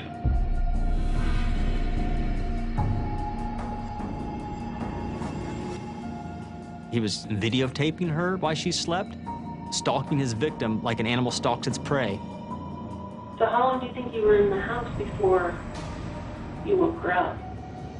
I don't know, probably like 10, 15 minutes. You could see in some of the photos the obvious horror on her face as to what was happening. And then from the time you woke her up to the time you ended up on top of her, choking her, how long did that whole part take? That was probably like 5 minutes. He had used both hands to squeeze her neck and push her neck back against the floor, strangling her. He said that once he realized the gravity of what he was doing, it was too late, that she was already gone. For officers, the most disturbing questions involve what Gavin did after killing Margaret. When I saw him, it was just like, this is sick. This is not a normal murder. The sexual nature of his actions was kind of a topic that he was not willing to talk about. He degraded her by using her for sexual things and videotaping and taking pictures. He'd actually been in there with her for a while. And then I checked my phone, and it said it was like 4 something, and I knew my mom had to get up at 5 for work. So he takes the body, finds the closet, because he has to get home. He throws in there to hide her because I don't want anybody to find her. I don't want anybody to know it's me. But was Margaret simply a random victim of Gavin's need for a rush? Or had he known her better than he'd initially let on? Gavin lived very close to Margaret Douglas, right around the corner from her house. Gavin had actually been to her house before, asking her about maybe cutting her grass, raking leaves, or even, shoveling snow. He was out looking for little odd jobs around the neighborhood. The thought in the back of my mind was that Gavin had observed Margaret regularly and actually thought about the things that he would like to do and that she would make a good victim. Police arrest Gavin Ramsey for the murder of Margaret Douglas and get a search warrant for his bedroom. We found gloves matching the same style and type of glove that was found at the scene.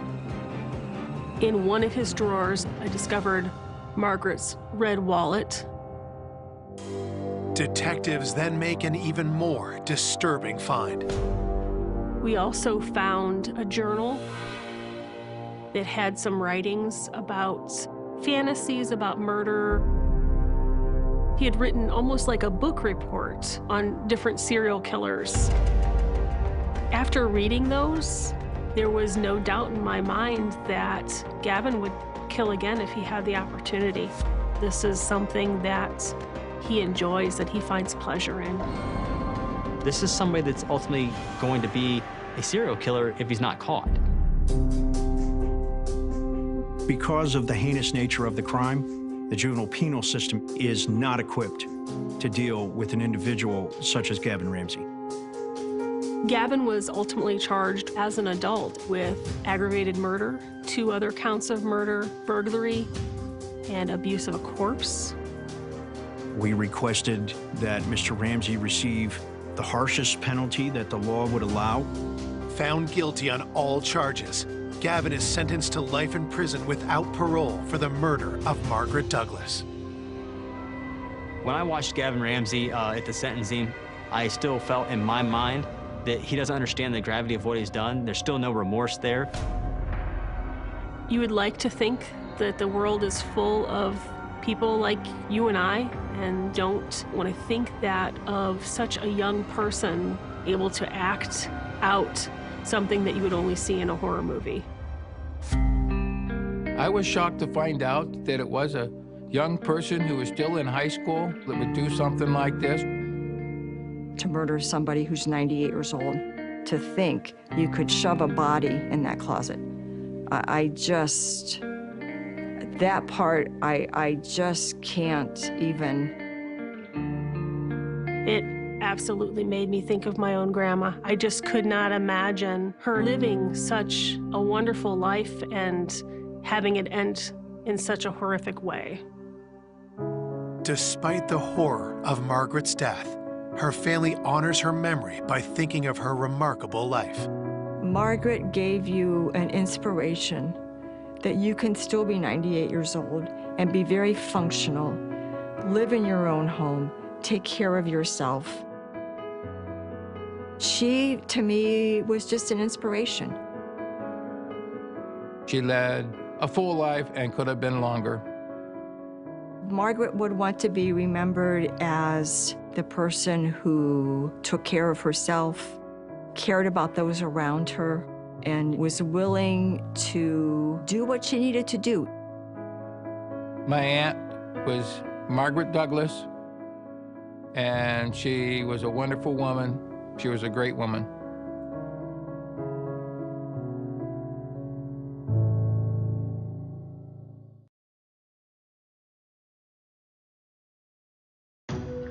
A beloved former school teacher and wife of a small-town mayor. Charlotte was very compassionate about students and very well liked. She was a wonderful mother. Found murdered in her home. It inflamed the community because of how popular she was. Detectives find evidence of a violent struggle. She had been savagely attacked. You could see that her wrist was broke. Who would kill this loving wife and mother? There was nobody that you could think of that would want her dead. It's going to be one of those cases of a whodunit. Suspicions run rampant in this small town. People are trying to help the police crack this case, but it's just all of these rumors and innuendo. Somebody that was at a party bragging about killing Charlotte. He was spending money like it was going out of style. A lady reported that her boyfriend tried to strangle her. We're thinking that's a very good suspect. Police close in, but a public accusation upends the case. He gave a statement on live radio accusing him of the murder. They said they finally realized who killed her. He was in shock. I never would have expected them to be a suspect that will haunt me for the rest of my life.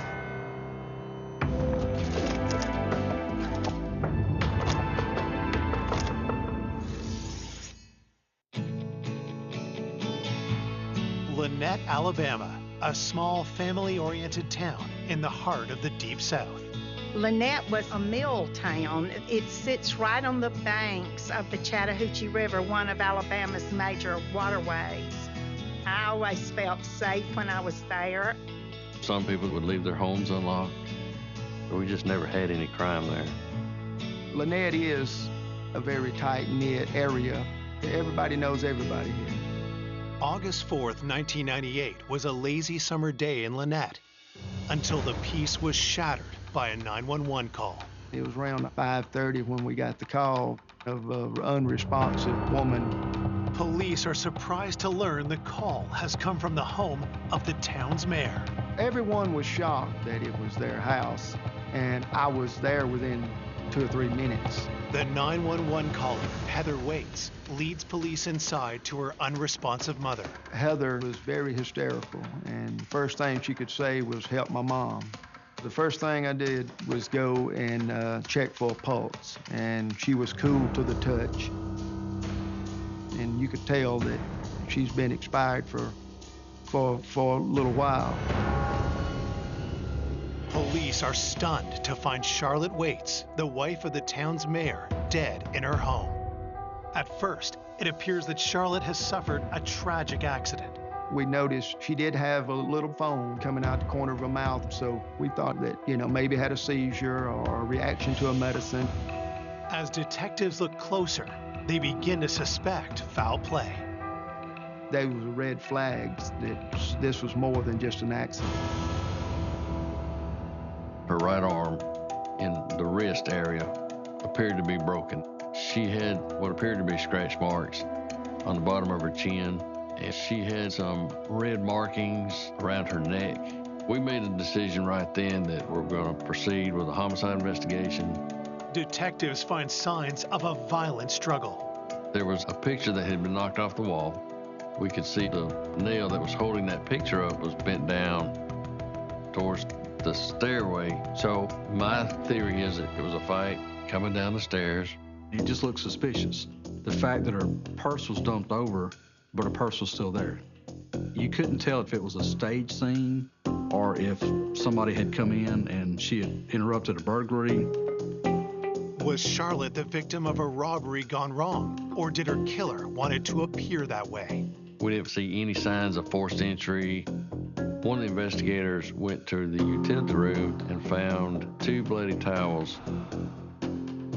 So we want to find out who might have bled on those towels. As forensics collect evidence, Charlotte's husband, Barry, arrives on the scene.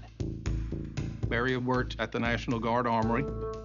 At the time, Barry was the acting mayor. The look on his face, he was in shock. He was very, very upset. He started hyperventilating, grabbing his chest. He began to go into what we thought was a heart attack. As Barry is rushed to the hospital, news of Charlotte's murder spreads. I remember the state of shock that I felt when I got down there to the emergency room. The girls were there, and of course they were upset. Their mother was dead, and their daddy was under a doctor's care for heart issues. Investigators turn to Charlotte's daughters for information about their mother. Charlotte was a very kind, gentle person, always smiling, and cared about others. Charlotte studied education at Auburn University and got married to Barry Waits right after graduating in 1971. She was a second-grade teacher. She was very compassionate about her students and just very well liked. Later, Charlotte became a devoted school administrator. She was genuine through and through. She just made such a nice reputation for herself in the school system and in the community as well. Barry was head of the National Guard Armory, and he would often let us use the armory for the science fair, social studies fair, and Charlotte, she was always there helping me with everything. Charlotte and Barry had the perfect marriage. 2 great careers, and they had 2 daughters. Heather was going to college, and Kara was still in high school, getting ready to graduate. When you was around them, you could feel the love. They were well respected in this community. Charlotte was a wonderful mother. I could tell what a deep love she had for her family. Who would take the life of this kind and caring woman, and why? Detectives question Heather about how she came to find her mother's body. Heather came home for the weekend. As a college kid, it's time to get your clothes washed and get some good home cooking. Heather said she came into the house, and then when she called out for her mom, and that's when she noticed her mom at the bottom of the stairs. And when she run up to her, she realized that she wasn't breathing. And when she felt cold, she began to panic. And then that's when she called the ambulance. And then she called her dad. Police are eager to question the mayor, but doctors say they want to keep him overnight for observation. We did find out that he didn't have a heart attack. It was an anxiety-type situation. But we were never able to talk to Barry while he was in the hospital. He got out the next day. On Saturday morning following the murder, we were at the office, myself, the other investigators, and then all of a sudden Barry walks in. When it's this type of murder, it's usually someone very close to them at the same time. Nobody would ever suspect the mayor of doing anything like this. Anyone that knew Barry knew that he's like a big teddy bear. My knowledge of Barry at that point, I'd never seen him upset. He was just friendly and well respected. Barry didn't fit any kind of profile to do this kind of crime. But we did take the opportunity to just look over him while we were talking to him, see if we could see any visible injuries, and we could not. Barry offers to help with the investigation and agrees to be interviewed. Detectives ask him for his whereabouts the previous day. He told us that the morning he had gone to the armory, just had a normal day. Around 11 or so, he left the armory and gone by the barbershop He said it was full, so he went back to work the rest of the day until he received a phone call from his daughter telling him that she had found her mother. So he rushed home. Investigators hope to verify the mayor's alibi, but they haven't established a clear timeline for Charlotte's murder. The first day of business after the homicide, the only thing we had was a victim in a neighborhood that these things don't happen. It's going to be one of those cases of a whodunit. Nobody disliked Miss Waits, and there was definitely nobody that you could think of that would want her dead. As fear grips the town of Lynette, suspicion starts to fall on someone close to Charlotte's daughter. Through talking to family, we had learned that Kara was dating a boy that her parents really didn't like because he was living a rough life, hand to mouth. Barry and Charlotte both told her that she was not going to see him. And then, of course, they learned that she was seeing him behind their back. At the time of the murder, Kara was still in high school and she was pregnant. I believe that Charlotte knew that Kara was pregnant. Investigators wonder if there had been a deadly confrontation between Charlotte and her daughter's lover. People have been killed for less. Maybe he thought, hey, I want to see your daughter, you're not letting me, so you're going to pay for it. Coming up, the list of suspects grows. People start calling the tip lines or saying, well, so-and-so told me so-and-so. And small-town secrets are revealed. He had been to prison for violent crimes. People are starting to say, you're maybe not the person we thought that you were. Then, new evidence stuns investigators. He's got a money issue, and that's a flag. But the prints did not match. I can't put this behind me until it's solved. You may think that you know who did the crime, but you may be wrong.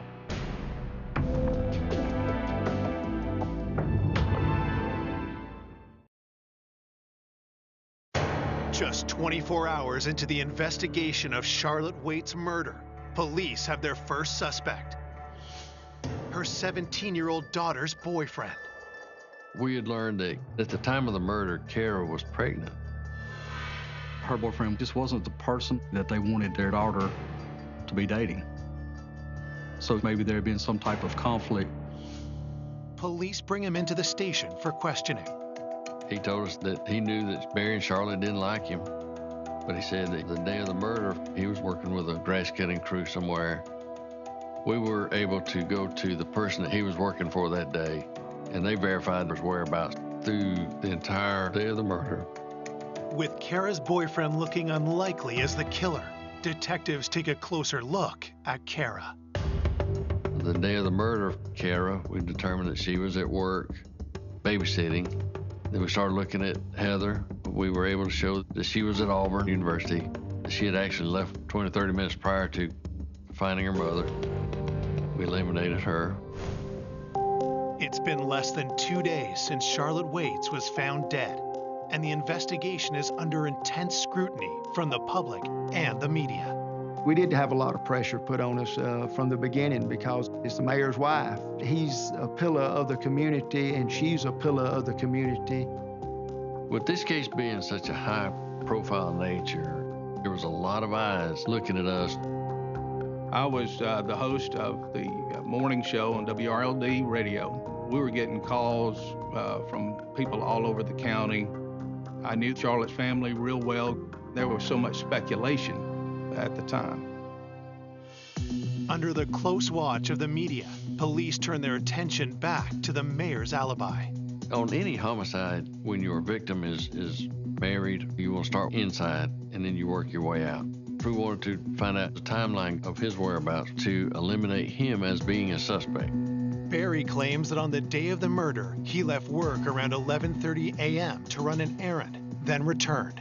Barry said that once he got back to the armory, that he sent a fax to his commander. We traveled to Birmingham to verify who he sent the fax to, and it showed us that Barry got back to the armory at the time that he said he did. Police confirm Barry's fax receipt has a 12:30 p.m. timestamp, but investigators still don't know the exact time of Charlotte's murder. While they wait for the autopsy results, They hope Charlotte's coworkers can help provide the answer. The people that Charlotte worked with told us that Charlotte had gotten to work that morning, and that afternoon they were having a baby shower for one of her coworkers. They told us that she left around 11 or so. And she comes home to get fixed up to go out to the little baby shower. They told us that they were getting ready to order out lunch and tried to get in touch with her to find out what she wanted. Couldn't get an answer. No one saw Charlotte again until Heather discovered her body nearly 6 hours later. Our office was horrified. We just couldn't wrap our minds around the fact that our little ray of sunshine was dead. Sergeant Richard Carter was asking us a lot of questions, like, did Charlotte and Barry get along? Charlotte and Barry were always teasing with each other, and he was always being silly and funny, and she would roll her eyes at him, and they didn't appear to have any problems. We said what a wonderful husband he had been, and what a good daddy. Investigators hope to get more information about Barry and Charlotte's relationship from their daughters. We want to find out more about the dynamics of the family. But when the daughters realized that we were looking at their father as the suspect, they became upset with us. So they broke contact, and we lost contact with them. When we were speaking to her friends and her family, nobody could provide anyone who could have a reason to kill Charlotte. Hitting dead ends, investigators dig deeper and begin to look beyond Charlotte's immediate family. They request an interview with her brother, Gene. Gene said he loved his sister tremendously, and her entire family. He talked about him and Barry being like brothers. Then, Gene reveals a key piece of information. Charlotte had an uncle that had passed away. Written into the inheritance, Charlotte got 50%. And we're talking several hundred acres here, which is worth a good bit of money. At this time, they're starting to build auto manufacturing areas here, and you can get lots of money for selling land or land rights. Gene tells police that the inheritance caused problems in the extended family. There was this cousin who felt like he deserved part of that estate. So he was contesting the will. I've actually had to try murder cases where people have shot each other over property lines, and that's nothing compared to thousands and thousands of dollars worth of property. And so you've got heightened tension. Gene also tells investigators that Charlotte was due to meet her attorney about the inheritance on the day she was killed. We don't believe in coincidence that on the day she was supposed to have a meeting with an attorney is the day that she was murdered. And at that point, Charlotte's cousin became suspect number one.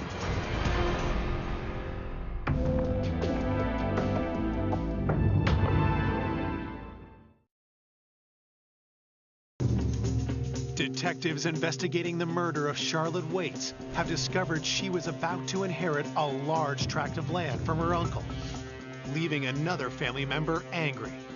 Charlotte's cousin, Wayne Rice, felt that he was entitled to part of it, and we're talking a substantial good bit of property. She did not like conflict. And the day of the murder, she was supposed to have a meeting with an attorney. Of course, she never made the meeting. Detectives want to know if Wayne went to Charlotte's home to confront her before the meeting. Maybe he thought if she was eliminated, he would have more opportunity for him to get more money out of it. When we contacted Wayne, he agreed to meet with us, but not without his attorney present. Police ask Wayne how he feels about being left out of the family inheritance. He knew that disputing that will caused broken relationships, but he said that he didn't wish any ill will on Charlotte. Investigators ask for his whereabouts on the day of the murder. Wayne had told us that he had gone to work early that morning. He'd gotten off work, gone home. We wanted to find out, did he have any opportunity to come to Lynette, commit the murder, and leave with nobody seeing him. We talked to 3 of his co-workers, and they confirmed that he never left, didn't even leave for lunch.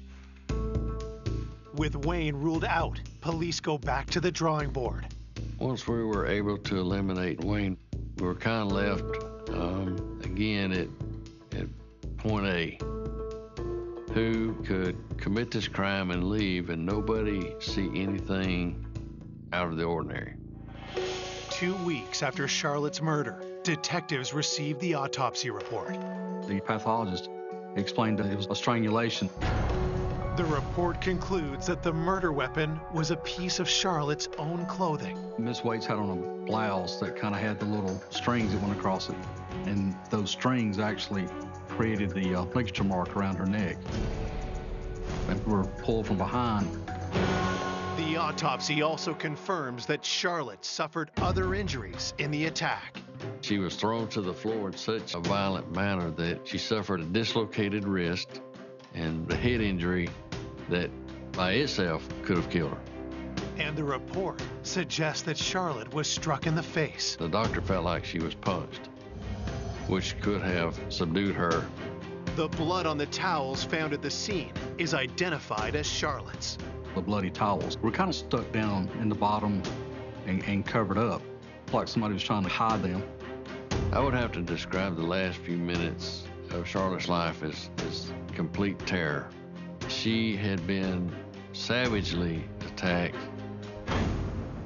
Police receive the crime scene fingerprint analysis and discover a print that doesn't belong. And we get the fingerprint report back, and then there's some unidentified fingerprints. We can't put a suspect with those fingerprints. Police run the prints through the Alabama State database, but it doesn't produce a match. This is so frustrating because you owe it to the victim's family to go make that arrest and always hoping that we're going to get that silver bullet that's going to put it all together, and you never get it. Then, just a few days later, a local report of a violent assault draws detectives' attention. Our patrol guys got a call one night to a residence in regards to a lady that called and reported that her boyfriend, Rodney Borum, tried to strangle her. When the officer wrote up the report, he said, "This looks awfully familiar to the case that you're working on." Detectives interview the victim and are struck by the similarities in the attack. She reported to the police officers that her boyfriend attacked her from behind, tried to strangle her, but she was able to get away from him. We knew Miss Waits had been choked from behind, so you have to look at that. Is this an isolated case or an ongoing pattern of violent attacks? We realized that he had actually had a pretty extensive criminal history from another state. He had been to prison numerous times for violent type crimes. So we were extremely interested in Rodney. Police obtain Rodney's prints from the Georgia State database. We sent those off to the crime lab to compare with the prints that were lifted at the crime scene. When we spoke to Rodney, it was explained to him that this crime looked a lot like what took place with Charlotte. So he knew without a doubt why we were questioning him.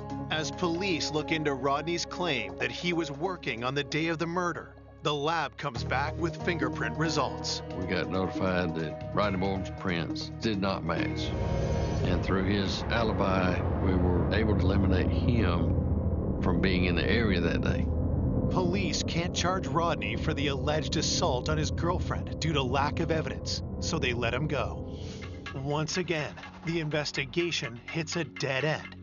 You have to keep an open mind. Always be ready for something that's going to take you down a different path. A few days later, a stunning piece of information comes in on the police tip line. We'd gotten a tip that there was a man at a party bragging about killing Charlotte. The tipster claims he overheard someone named Kenny Boyd confess to the crime. He said that he had been at a party with Kenny Boyd, and that Kenny Boyd had told him that he had gone in to rob Miss Waits, and that she caught him burglarizing the house. We thought this is what we needed. This is the tip that we need. It's going to get us where we need to be. When police go to locate Kenny, they don't have to look very far. When we went and found him, he was inside our county jail.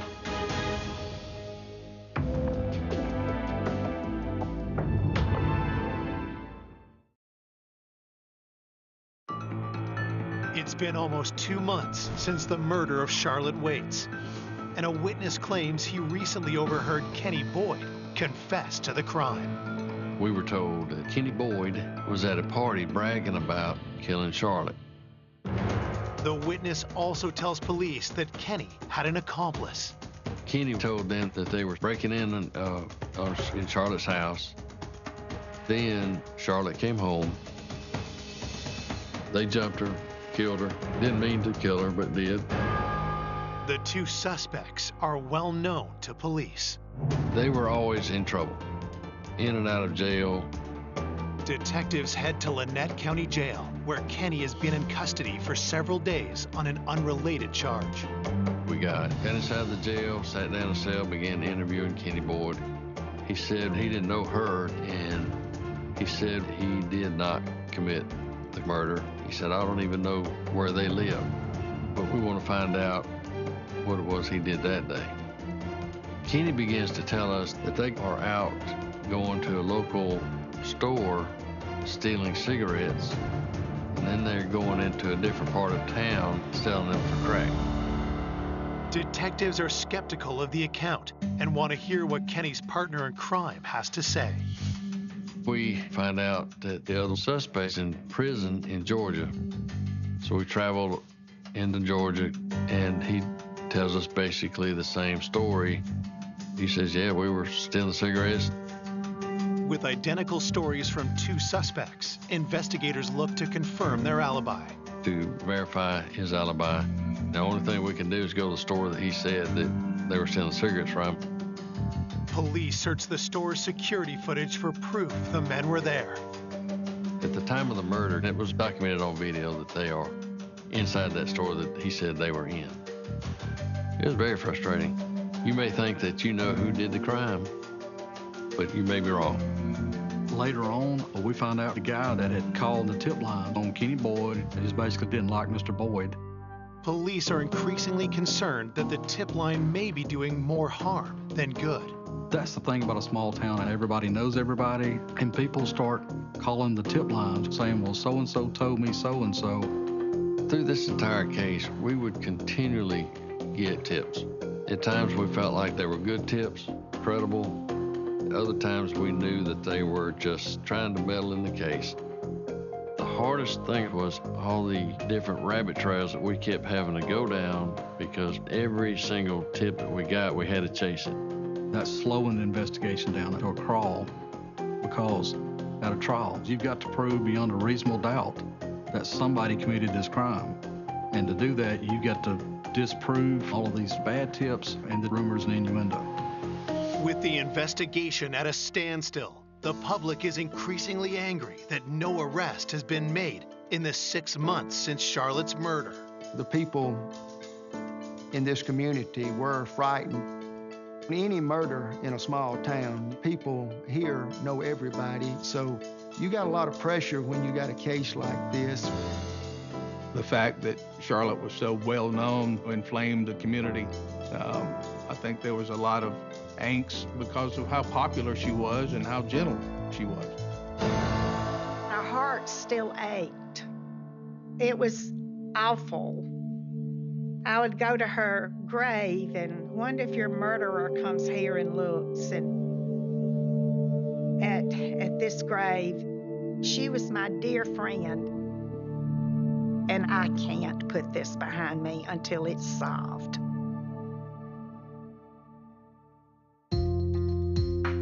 The pressure never lessened on this case. The community demanded that somebody gets brought to justice on this case. As months turn into years without justice being served, Charlotte's loved ones carry on as best they can. Barry Waits is no longer mayor, but he continues to serve on Lynette City Council. His daughters, Heather and Kara, have both moved out of town. The girls went on with their lives. Heather got married, and Barry moved on with his life. And he eventually remarried. Every investigator always has one case that stays with them. You go to bed with it, you wake up with it. I never considered it a cold case because it always sat on my desk. It consumes you, especially in a small town, when you know the people involved. years after Charlotte's murder, a bizarre development puts the case back in the spotlight. Barry was on our city council, and Barry decided to run for re-election. Well, there was a gentleman who lived in the county who decided to run against Barry. The person running for city council against Barry Waits at that time, his name was Rod Spraggins. Rod was a bail bondsman. He was very well known throughout the community. While on the campaign trail, Rod Spraggins makes a stunning statement in the local press. Rod was quoted in the paper as saying that he was 100% convinced that Barry Waits had killed Charlotte.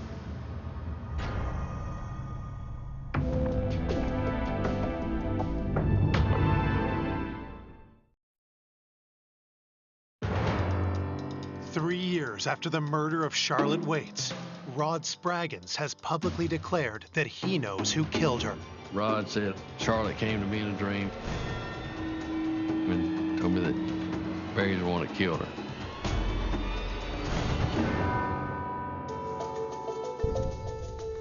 Rod Spraggins gave a statement on live radio accusing Barry of the murder.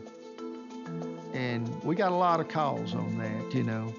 You got people openly saying it on the radio. Why can't y'all make an arrest? Rod's comments raise eyebrows, but police are suspicious of his motives. I think it might not have been taken as seriously knowing it was Rod. Rod Spraggins he's a con man. One of those that just stirred up stuff. And I don't know what his intent was, but in our eyes as investigators, Rod had no evidence. But then, Rod's rash allegation sparks an unexpected development in the case. As talk about Barry Waits spreads, new rumors emerge about a hidden and disturbing side of the former mayor. I kept hearing these rumors. Barry was the caretaker of his mother's savings account. And it was my understanding that out of $100,000, there was $100 and some change left in the account. We found out that his mother was actually losing her house. And people are starting to look at him going, man, you're maybe not the person we thought that you were. Police decide to take a closer look at Barry's finances. As we're pulling banking records, I discover where Barry had taken $12,000 out of his mother's account, put it into his personal account, and spent the money. And this had been prior to the murder. So I think he's stealing from his mother. Where did the money go?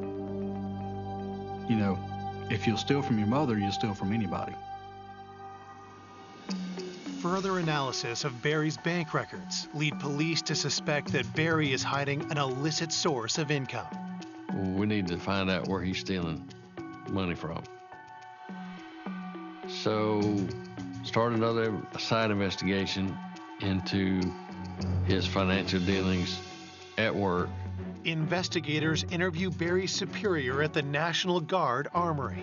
The commander was telling me that Barry really doesn't have any way to steal money, but they're allowed to rent out the armory for weddings and stuff like that. The commander said, but he hasn't rented this thing out in quite a while. Investigators find that Barry had been renting out the armory without notifying his superiors.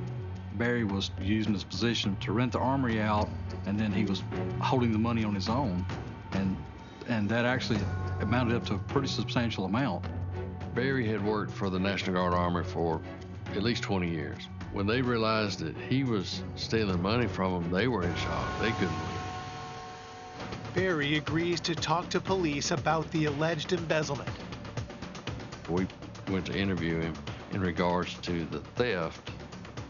He confessed right away about the theft, gave us a full statement. We indicted him, and he ended up working out a plea bargain agreement, and he was sentenced to 6 months in jail. With Barry temporarily behind bars, investigators shift their focus to one crucial question. Could his greed and financial desperation have had something to do with Charlotte's murder? Just because you're a thief doesn't make you a murderer, but because you need money real bad, that is motive for you to kill somebody. Barry's got a money issue, and that's a flag. Police discover a pattern of behavior that began years prior during his marriage to Charlotte. At the time of the murder, they were behind on several payments, car payments, telephone. They were behind in their utility bills. Although we don't know where the money's going, couldn't determine if Barry had a girlfriend or anything, couldn't find any gambling problems, no drug issues. Police finally uncover the nature of Barry's voracious spending. We learned that Barry had a problem playing the stock market, and he had lost a bunch of money. He would do it without Charlotte knowing it, because it was totally against her wishes. Investigators develop a theory of the murder that revolves around Charlotte's disputed inheritance. Charlotte's cousin, Wayne Rice, he was contesting the will. So we thought she wanted it settled. And Barry did not want to settle. He was trying to talk her into holding out. Don't give Wayne Rice any money. And she was supposed to have a meeting with an attorney on the day that she was murdered. Did an argument erupt over the inheritance, leading Barry to murder his wife? I never would have expected Barry to be the suspect in Charlotte's death. Now, later, doubts began to cloud my mind. Money had to be a factor in this murder case. I never felt like he went home to kill her that day. I think it was a fight, and I felt that if I could ever get him to talk to me again, I could get a confession from him. Police ask Barry for another interview. He agrees. I told him our goal was to continue to work on his wife's murder case, but we needed to talk to him some more. He asked me, can I call my wife? And the state investigator told him the only person you can call is your attorney. Well, that pissed him off. So he said, fine, let me talk to my attorney.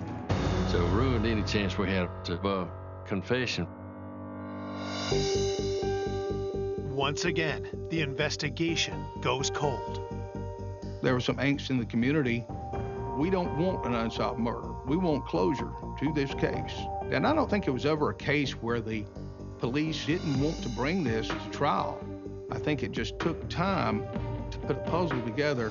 Police are stunned when nearly 5 years after Charlotte's murder, a pair of unexpected witnesses come forward. Barry's daughters, they went to the DA's office to their crime victims advocate.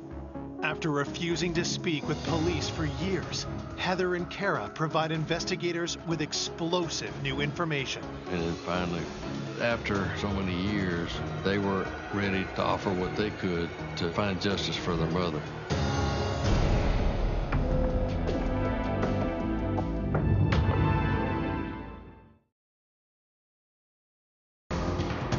The daughters of murder victim Charlotte Waits are finally ready to talk to police after years of silence. That was a big turning point for us because prior to the time, the girls wouldn't talk to us because the investigation was pointing to their father. As time went on, Heather and Kara begin to have doubts about Barry's innocence. When Heather and Kara came forward, they began to tell investigators about their dad stealing money from them. The women provide a detailed account of how their father had left them penniless.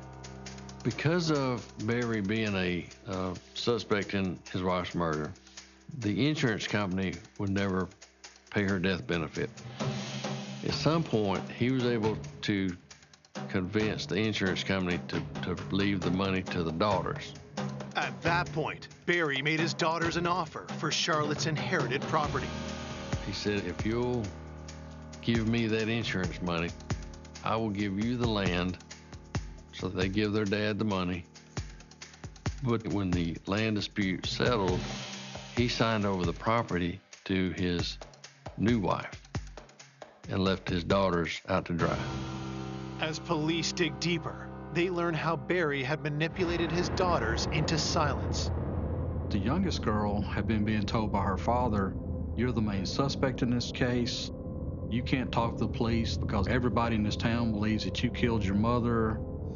Detectives also find out that Barry tried to throw police off his trail by providing false tips.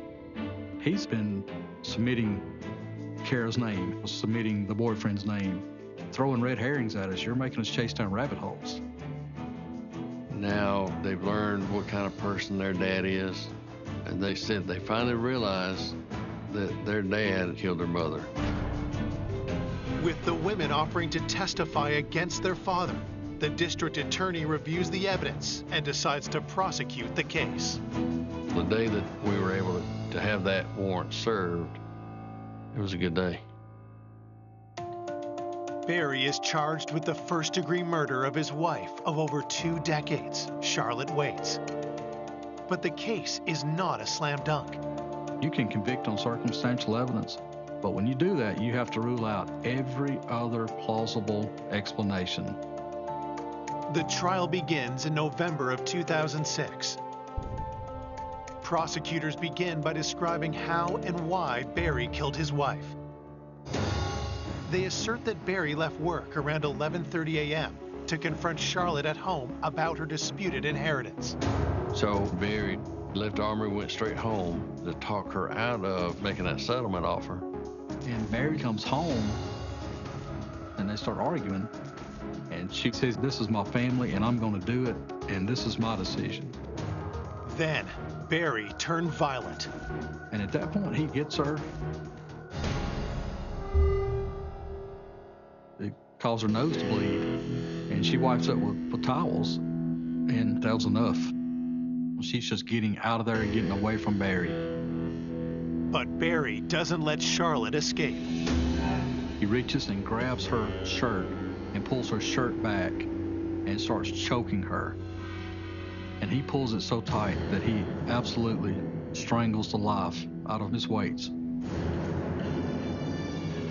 And then he takes her and just kicks her down the steps. He goes down and leans over the body to make sure that she's dead. Prosecutors say Barry attempted to cover up his crime. He hastily hides the bloody towels and dumps Charlotte's purse. And then he leaves and he starts putting his alibi together. He then goes back to the armory and he sends a fax, and that fax is supposed to be putting him out of the time frame of being at the house the time she's killed. The prosecution shows that Barry had sufficient time to commit the murder. There was an hour-and-a-half time frame from when Mr. Waits had left the armory and back to the armory when he sends a fax. And prosecutors prove that every other suspect had an airtight alibi. Every other name, every other person that was mentioned, we can eliminate them. But we could not eliminate Barry. Later, an expert rules out the possibility of an unknown intruder based on further analysis of the unidentified prints at the scene. The fingerprint expert says these are little kids' fingerprints. They don't have anything to do with this crime. But Barry Waits' fingerprints were down low, close to Charlotte Waits' body. Finally, Barry's daughters take the stand. You could read it on their faces and you could hear it in their voices. They were 100% convinced that their dad killed their mother. After a brief deliberation, the jury reaches a verdict. When the jury came back guilty, it wasn't relief. It was just a feeling of calm. I went to her grave that afternoon and I said, "Okay, sweet girl, you can rest in peace, because we know that your killer is going to pay for what he did." Barry Waits, the former mayor of Lynette, is sentenced to 40 years in prison. I think at one time, Barry was a person that intended to take care of his family. But whatever demons he had that made him burn up his family's money, his mother's money, consumed him, overtook him, and the need for money was more important than his wife's life or his daughter's love. This sweet family was totally devastated by that one senseless criminal act. I think Charlotte would want to be remembered as a person who loved life, loved her family, loved her profession. Every day of my life, I miss her. couple making plans for the next stage of their lives. They were getting ready to have a quiet retirement. They were such a beautiful couple. They would give you your shirt off their back. They had a lot of friends and loved spending time with family. Gunned down, execution style, in their own home. It just seemed to make no sense. Who would do that, and what could possibly be the motive? While searching for the killer, investigators uncover a world of greed and deceit. We looked at desperation. She was desperate for money. He felt he had been treated badly, basically kicked to the curb. People were saying that he was very upset. It certainly is motive. A series of chilling discoveries. We learned that he was receiving hundreds of thousands of dollars. Everything he's told us is a lie. Points to a killer no one ever imagined. People were shocked. It shows what a messed up psyche he's got. It was unbelievable how somebody can be that cold-blooded.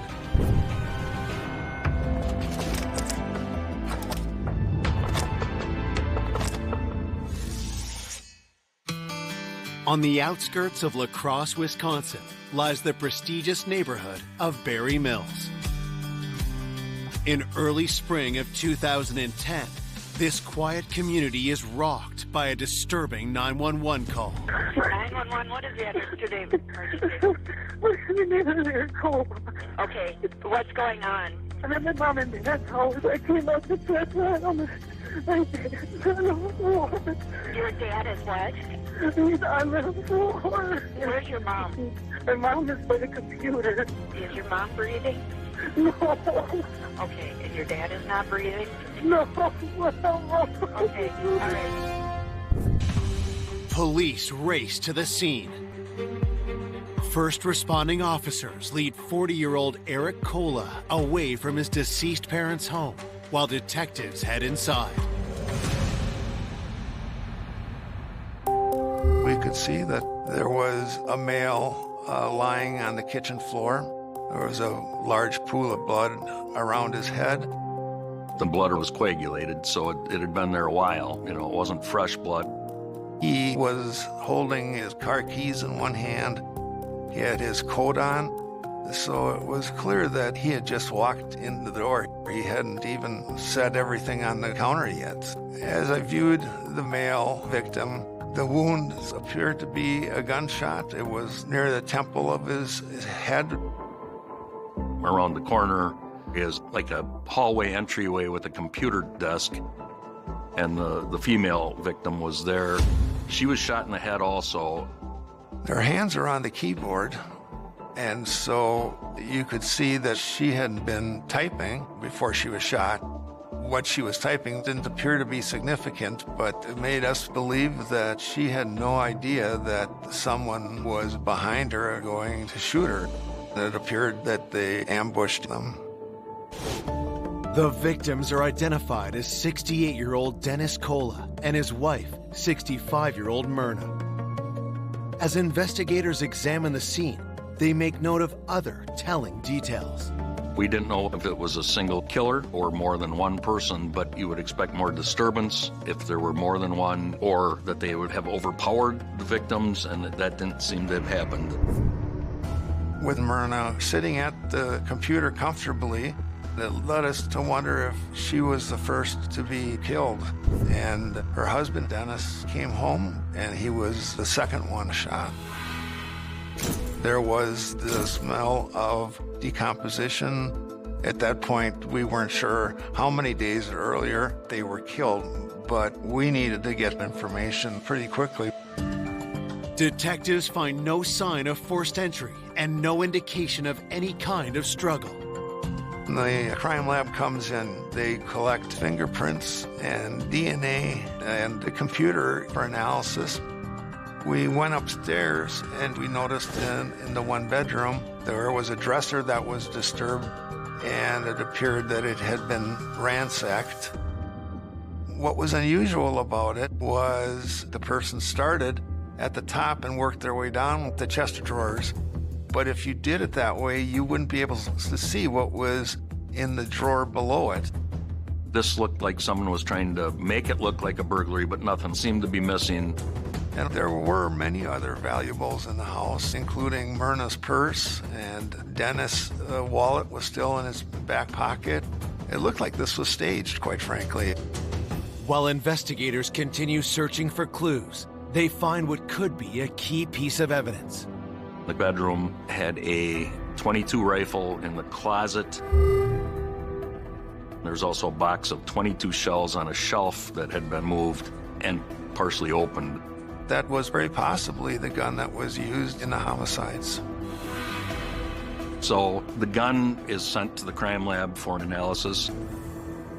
As the crime scene investigation continues, news of the murders spreads quickly through the close-knit community. When I heard about it, I thought, I can't believe this is happening. I was devastated. It hit me real hard. It was like, why would somebody kill them? Everybody loved them. Born and raised in Wisconsin, Dennis and Myrna Kola had been happily married for 42 years. Dennis and Myrna had a lot of friends. They had deep roots here. They had children and grandchildren, and they were very popular. I didn't hear of anyone that had anything bad to say about either one of them. From humble beginnings, Dennis rose to become a successful businessman. Dennis had graduated as a pharmacist, and he had owned a number of pharmacies and businesses throughout the years in different locations. I worked with him for 2 years. As a boss, he was down to earth, fantastic guy. If you needed something, he was there. He treated me like a daughter. Dennis was successful in life and in love. Him and his wife, they were always happy, having a good time. Myrna had a lot of energy. She was very sociable. Myrna was very well educated, and she was presently teaching part-time on a substitute basis. They had a good marriage. They enjoyed life. The couple had 2 children, their son Eric and 37-year-old daughter Cindy. Both were married with families of their own. Their family seemed pretty tight. Dennis and Myrna, they were involved with their kids and involved with their grandkids. These were parents who were very dedicated. They really wanted the best for their kids and loved spending time with family. Dennis and Myrna were getting ready to have a quiet retirement and relaxing and enjoying life. Now, those dreams have been brutally snatched away. Both shot. I would have never in my life expected something like this to happen. It just seemed to make no sense. We're trying to understand who would do that and what would be the motive. While police bring the Kola's son Eric into the station to get more information, investigators go door to door looking for witnesses. We start canvassing to see if anyone saw anything, heard anything. Nobody in the neighborhood had seen anything suspicious. For them, it was just mostly shock. They couldn't believe that these 2 people had been killed. As detectives continue to search for a lead, they get their first break. One of the neighbors mentioned that he thought he knew the motive and why it happened, and also the murder. He was very concerned. He believed that his life was in danger. He felt that he may be next. This neighbor, Steve Burgess, was a banker, and he thought that he may have been the intended target of the homicide. His reasoning was he had got a threatening call multiple times from a person that threatened to kill him.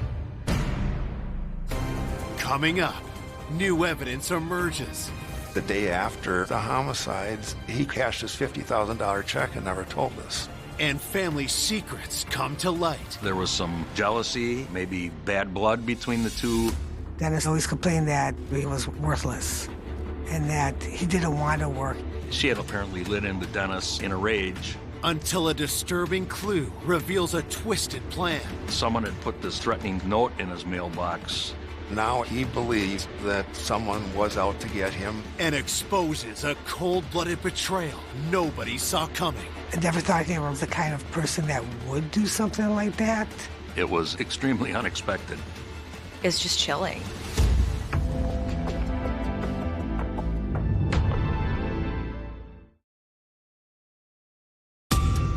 Grandparents Myrna and Dennis Cola have been brutally executed in their own home. Now, one of their neighbors, banker Steve Burgess, tells investigators the killer could be coming after him. He was very concerned, and he believed that someone was out to get him, and he didn't know who, but the homicides may have been intended for him and his family. Detectives ask Steve why someone would want him dead. So at that time, the market crashed. There was people with money issues. A lot of people came to him at the bank for loans, but they had no collateral. So people were very angry that Steve would not give them loans.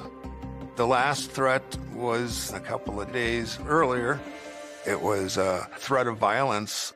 It certainly had to be taken serious.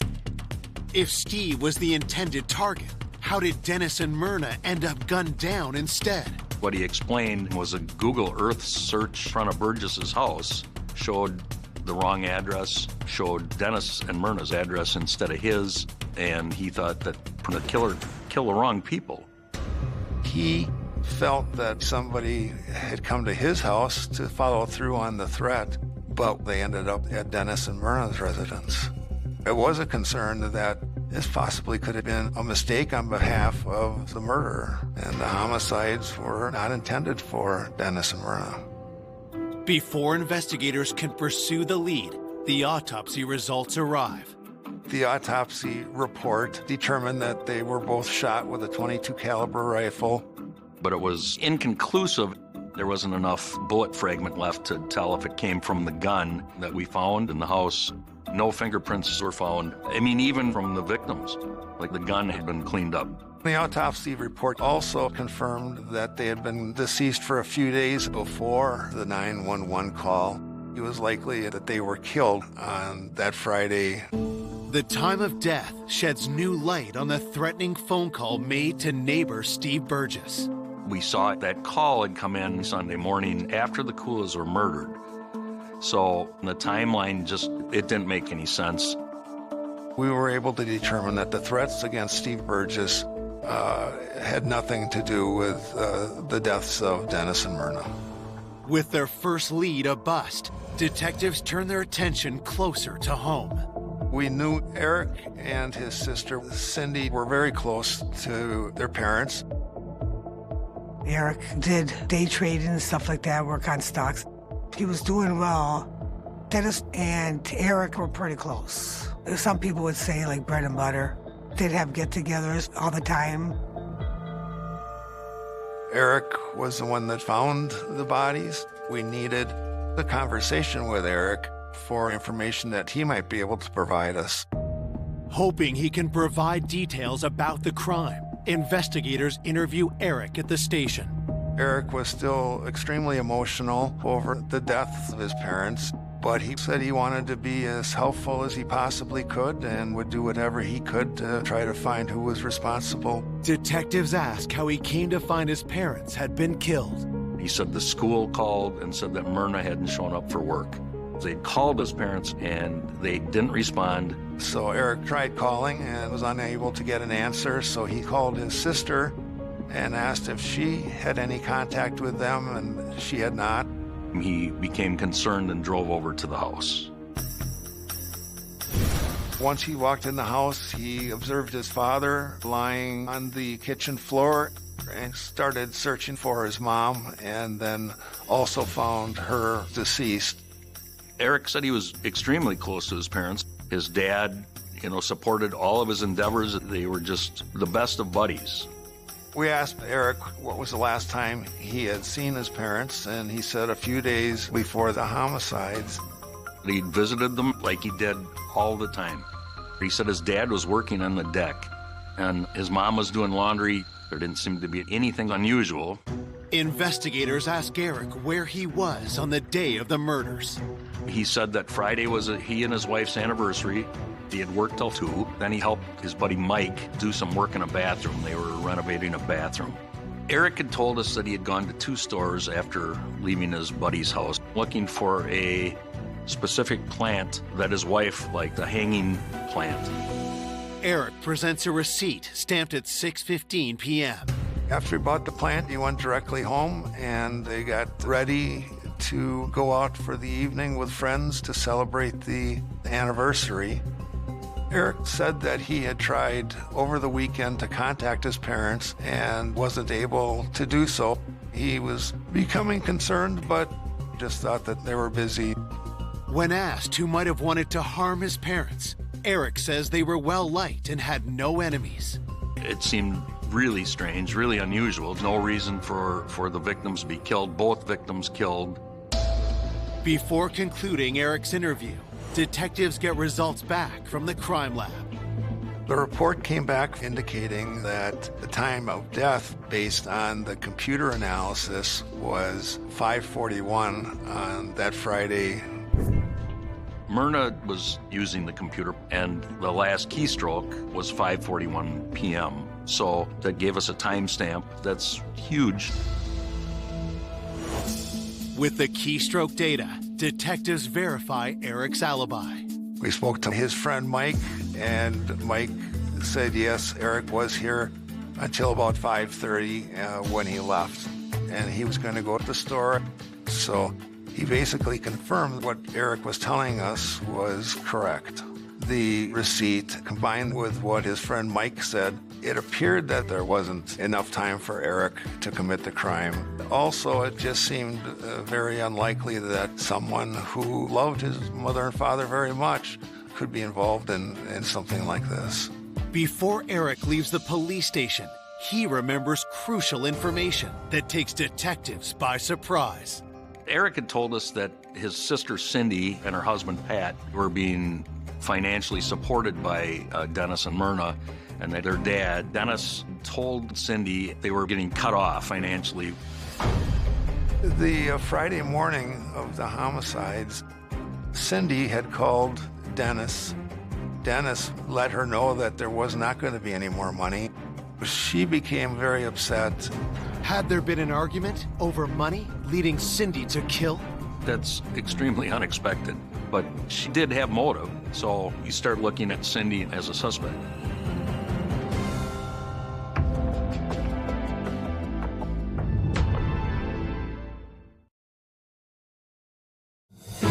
Police investigating the double homicide of Dennis and Myrna Cola believe their daughter Cindy may have been angry with her father after he cut off financial support. The two had a tense conversation just hours before the murders. When we started talking to the circle of friends and family, we were told Dennis was more than generous. He gave tens of thousands to Cindy and her husband. Cindy relied on her parents. They needed this money to pay their bills. When Dennis had told Cindy that he was cutting her off, she didn't know how those bills were going to get paid. Detectives learn the Colas children are set to inherit over $700,000 from their parents' death. While son Eric is known in the community as a successful businessman, Cindy's circumstances are different. Cindy didn't have much money, if any, and she was constantly asking for money because they were not making ends meet. She was working a minimum wage job or a little above that, and Pat, her husband, couldn't keep a job, would quit or get fired.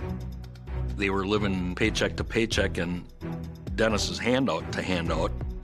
Me and Dennis would talk about Cindy at the pharmacy, and he kept telling me that he was sick and tired of supporting her every month, helping them out with their bills and stuff like that. And that Friday morning, he was very upset, and he said, "My daughter called me this morning, crying on the phone because I told my daughter that I'm cutting her and her husband off."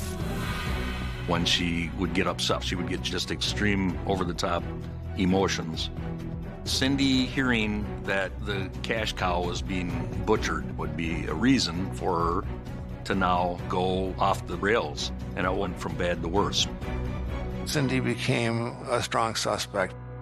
Police bring Cindy into the station for questioning. Cindy appeared broke up over the deaths of her parents, but she really laid out the family dynamic. Her parents had considered her the black sheep of the family. She said that she didn't believe her parents cared about her like they cared about Eric, and she was upset with how they treated her. She told us, according to her parents, that Eric could do no wrong and that Cindy was a disappointment and continued to be a disappointment. But Cindy denied that she had anything to do with her parents' death, even though there was this friction between them. Investigators questioned Cindy about the argument with her father the morning of the murders. Cindy downplayed the conversation she had with her father. She said just that she was disappointed her father had said he wouldn't give her any money. But it wasn't a negative conversation. Detectives wonder if Cindy is more guilty than she's letting on. There was a lot of tension between Cindy and her parents. There was disapproval there. We looked at desperation. She was desperate for money with the inheritance, and given her bad feelings, all these things could lead to the fact that she may have been the one that took the lives of her parents. With suspicion swirling, police asked Cindy where she was when her parents were killed. On Friday, she was working and had left at 4:45. They have a time clock. She had punched out. After work, she had stopped at the store just after 5:30. She'd purchased beer and ice, and then her and Patrick at a barbecue with the neighbors. Police worked to confirm Cindy's alibi. She was working. That was verified then. Cindy had stopped at a Quick Trip, and the Quick Trips all have video, so she was on camera at a Quick Trip near her home at the time of the homicides, not anywhere near her parents. While Cindy is ruled out as the shooter, her husband Patrick comes into focus. Family and friends said that Patrick did not get along with Dennis and Myrna, and Patrick stood to inherit a substantial amount of money along with Cindy. Dennis did not like her husband at all. He told me that Cindy's husband married Cindy for the money because he knew that Dennis and Myrna had money. Dennis always complained that his son-in-law, Patrick, was worthless and that he didn't want to work. He sits and plays with the video games, and he's too lazy to go find a job. Investigators dig deeper into Patrick's relationship with his in-laws. Talking to family and friends, we learned that Dennis and Myrna were upset when Patrick and Cindy got married. They asked Cindy not to marry him. They felt that he lacked motivation, and they remained unhappy with him. And I think the feeling was mutual. According to some reports, when there was alcohol involved, he could have been a violent person. Apparently, the Friday morning of the homicides, Cindy told Patrick that they were not going to be getting any more money. People were saying that Patrick was even more angry than Cindy, that they were being cut off financially. It was a large red flag. Detectives also learned Patrick had the capability to pull off an execution-style hit. Eric and other relatives were now pointing us toward Patrick, saying that he was a Marine and that he knew how to handle weapons. It certainly moves Patrick up to the top of the list as far as suspects.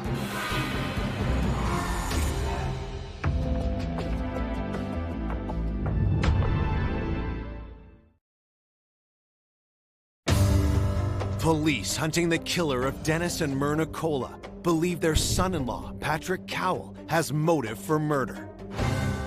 Patrick was a great interest to us because he did not get along with Dennis and Myrna, and he stood to inherit a lot of money, so it certainly is motive. And Patrick was in the Marine Corps, so he would be an expert marksman. When I heard that the police are starting to question him, I thought maybe after Dennis mentioned cutting them off, that might have triggered his son-in-law to kill them both. At the police station, detectives confront Patrick about his relationship with his in-laws. Patrick said that he was not popular in that family, that he was not comfortable with them. They weren't comfortable with him. There was kind of a cold relationship. He knew from Cindy that they were being cut off from Dennis and Myrna. He wasn't happy about it, but he denied having any involvement in the homicides. Investigators press Patrick about where he was at the time of the murders.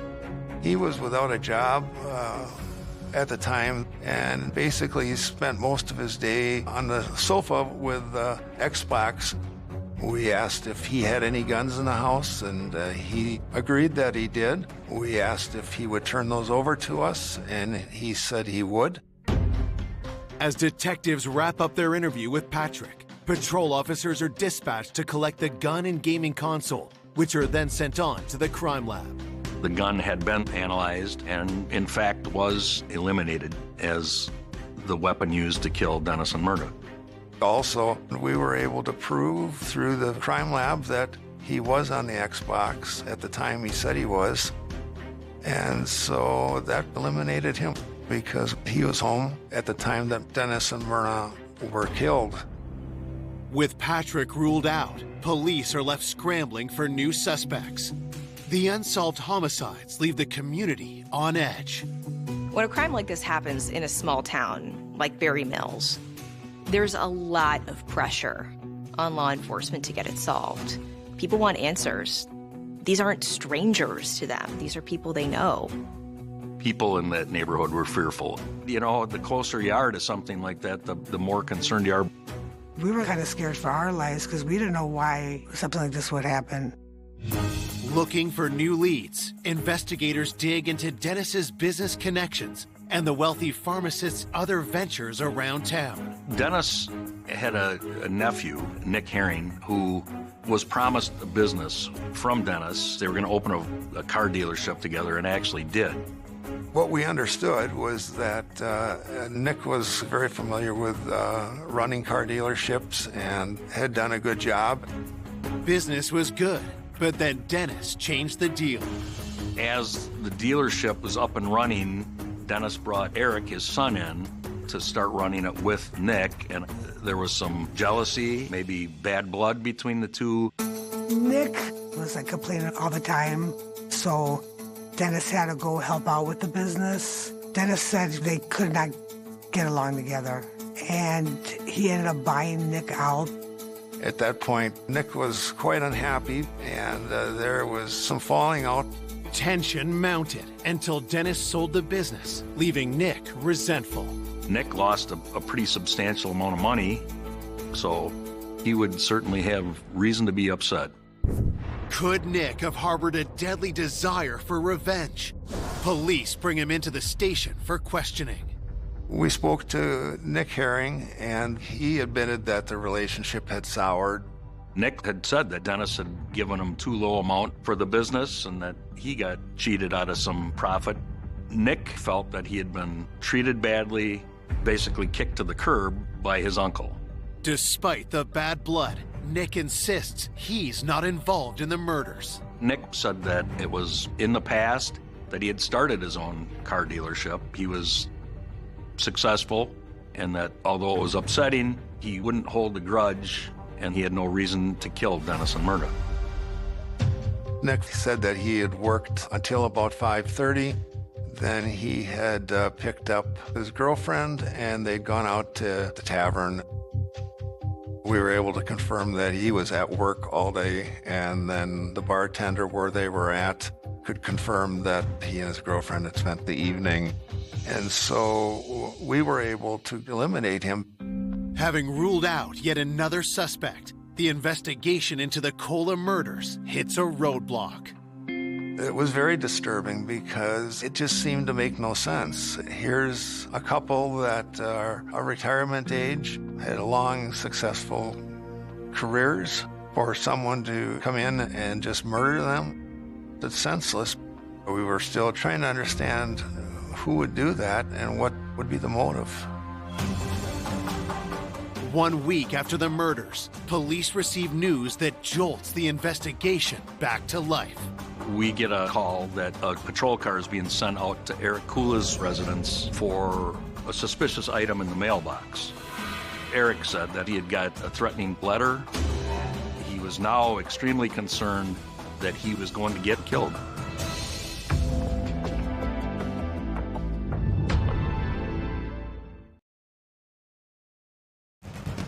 One week after Dennis and Myrna Cola are ruthlessly gunned down in their own home, police learn their 40-year-old son Eric has received a threatening note. Could he be the next target? Someone had put this note in his mailbox. He was really, really concerned. This note said, "Fixed you." The message is kind of unusual, but Eric thought they'd killed his parents and were now going to come after him. He had no idea who would have left it or where it came from. There was an envelope, but it wasn't mailed. The handwriting looked like it was done by someone very young. It was so strange. It was probably written that way so a handwriting analysis couldn't be done. When it comes to Eric's safety, detectives don't take any chances. We have to try to figure out what was going on. We had an investigator and a camera to watch his property. We start canvassing Eric's neighborhood to see if anyone saw anything. But with no witnesses, police are still left with no idea who placed the note. This is perplexing. We're trying to determine, was this somebody local or was this someone from out of the area? We were very concerned. With this new potential threat, investigators cast a wider net to find the Colas killer. But when they scoured Dennis and Myrna's computers, phones, and finances, they're surprised at what they find. We subpoenaed Dennis and Myrna's bank records and noticed that there's a check written and cashed on Dennis and Myrna's account for $50,000. It's cashed on the day after the murder, and it's made out to Eric Kula and was deposited into Eric's bank account. It seemed really strange. So you just found your parents dead, and the next day you go cash a check for $50K. It had to be looked at. Detectives reach out to Eric, hoping to learn more details. Eric's explanation is his dad gave it to him on the day that he had stopped over at his parents' house. That's very interesting because of all the conversations we had with Eric, he never mentioned this, and suddenly we have a check for $50,000, and if everything was okay, why wouldn't he tell us about it? To have a check that was deposited the day after the murders by a family member, that set off alarms for investigators. After we find that check, we look for other checks. We used a forensic accountant to review Eric's finances because it was quite complicated with the day trading that he was involved in. When the accountant went through it with us and explained what we were looking at, I think we almost fell off our chairs because we had no idea that this was what was going on. He told everybody that he was extremely successful with his day trading, but Eric was broke. He was day trading, but it was a myth as far as making profit. The person looking at his financials basically called BS. She told us this guy's worth nothing. He's worth about $2,000 total. He was blowing smoke. Then, police uncover more startling information about Eric's financial circumstances. We learned that Eric was also going to his parents and receiving large amounts of money. Through the years, it was hundreds of thousands of dollars. He led everybody to believe that he was doing so well, including his wife. Eric told her that he was making a lot of money. There was nothing to worry about, that he was just doing great. Despite everyone's impression that Eric was this successful day trader, his parents had been funding his and his family's lifestyle. If he was going to have to admit that to family, friends, it was going to be devastating. Detectives learn when Dennis and Myrna stopped financially supporting their daughter, Cindy, they also cut off Eric.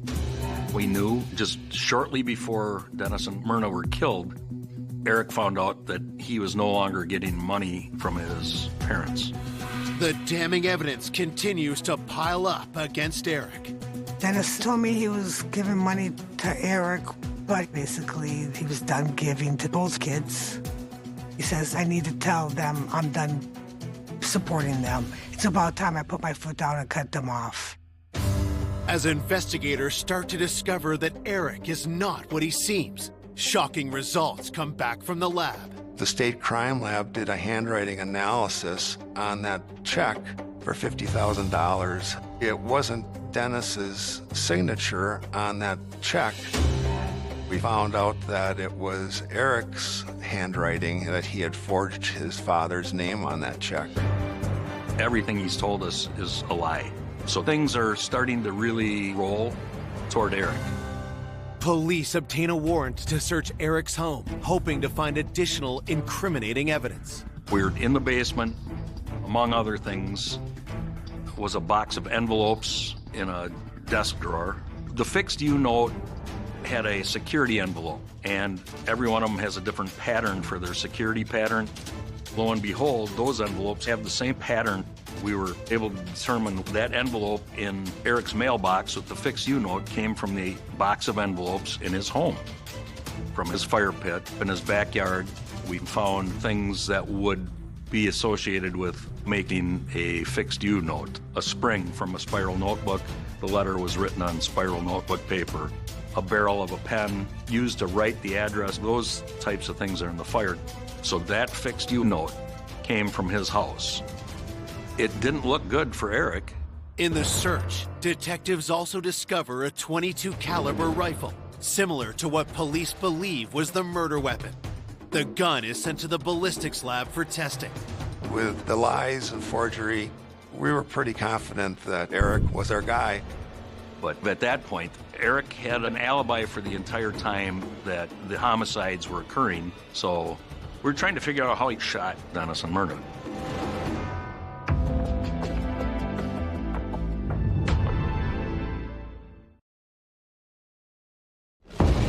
Detectives investigating the double homicide of Dennis and Myrna Cola suspect the couple's own son, 40-year-old Eric, is the killer.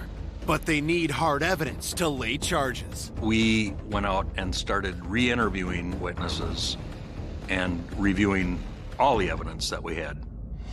As detectives try to learn more details about Eric's connection to the crime, the ballistics results come back. Police wonder if the rifle found in Eric's home will prove to be the murder weapon. Dennis and Myrna were shot with a .22 caliber rifle, but Eric's gun wasn't the gun that was involved in the crime. Undeterred, detectives recheck Eric's alibi for when his parents were being murdered. The time of death, based on the computer analysis, was 5:41 on that Friday. Prior to the homicide, Eric said that he had helped his buddy Mike renovating a bathroom. When we originally talked to Mike, he said that Eric had left his house about 5:30, but when we re-interviewed him, he said it's very possible it could have been earlier. Once Mike's story changed, we really thought that we were heading in the right direction. Investigators take a closer look at Eric's timeline. Eric had told us that he had gone to 2 stores after leaving his buddy's house to get a specific plant for his wife. At the time of the homicide, he had stopped at the first store, and that store didn't have it, so he had to go to the other store, got the plant, and produced a receipt. Eric's receipt is stamped 6:15 p.m. The second store is located only 10 minutes from the Cola's residence. But where was Eric at 5:41 when his parents were being shot? We checked with the garden center, the first one he went to, and they had plenty of those plants on the day and time that Eric said that they didn't have any.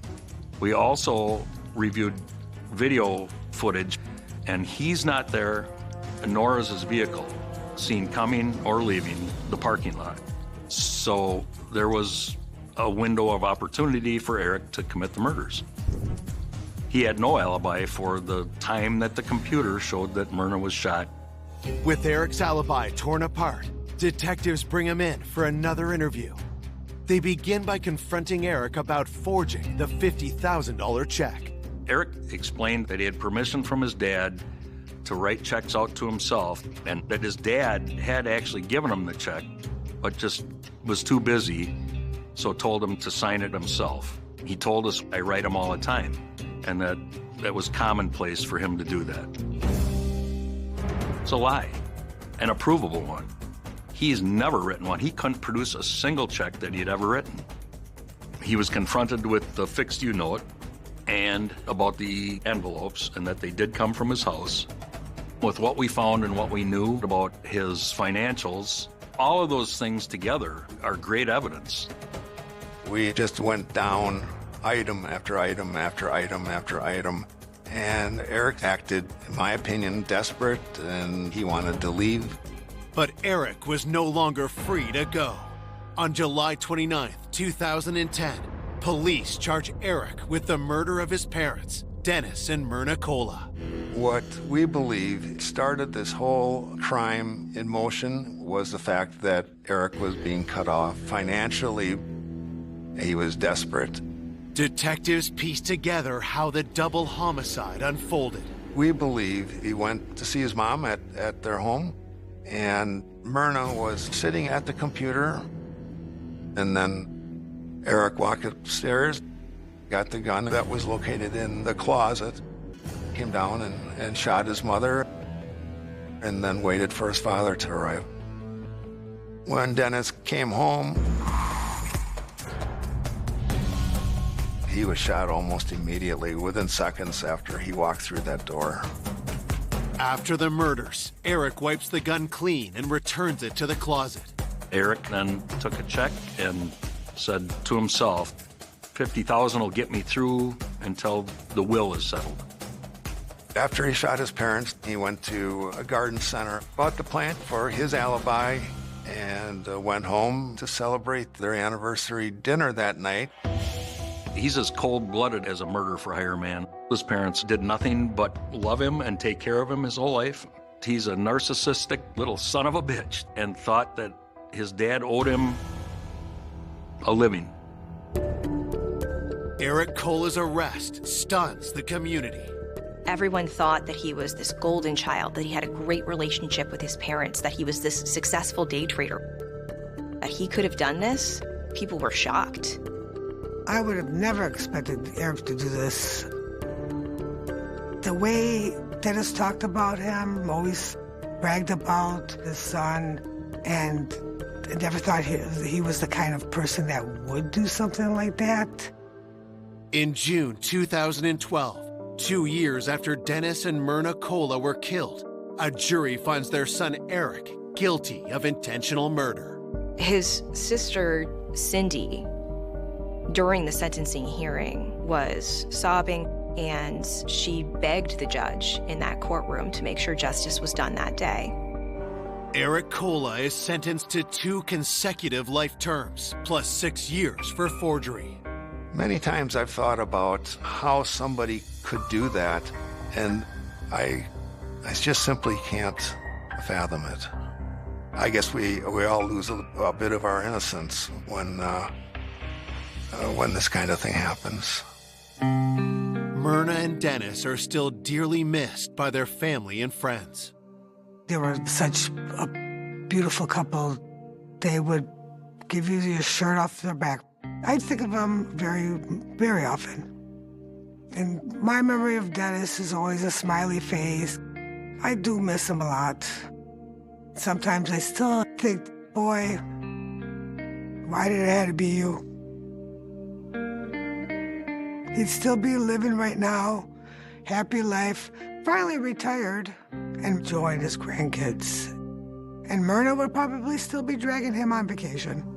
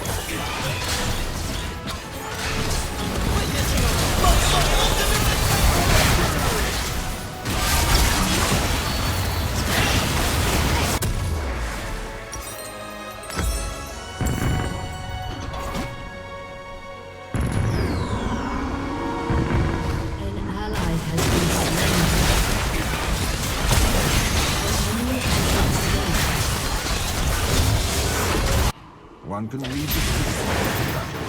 Shut down.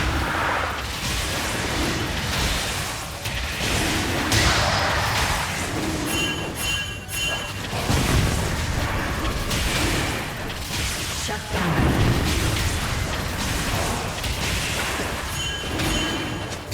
A Noxon knows what he is and what he is doing.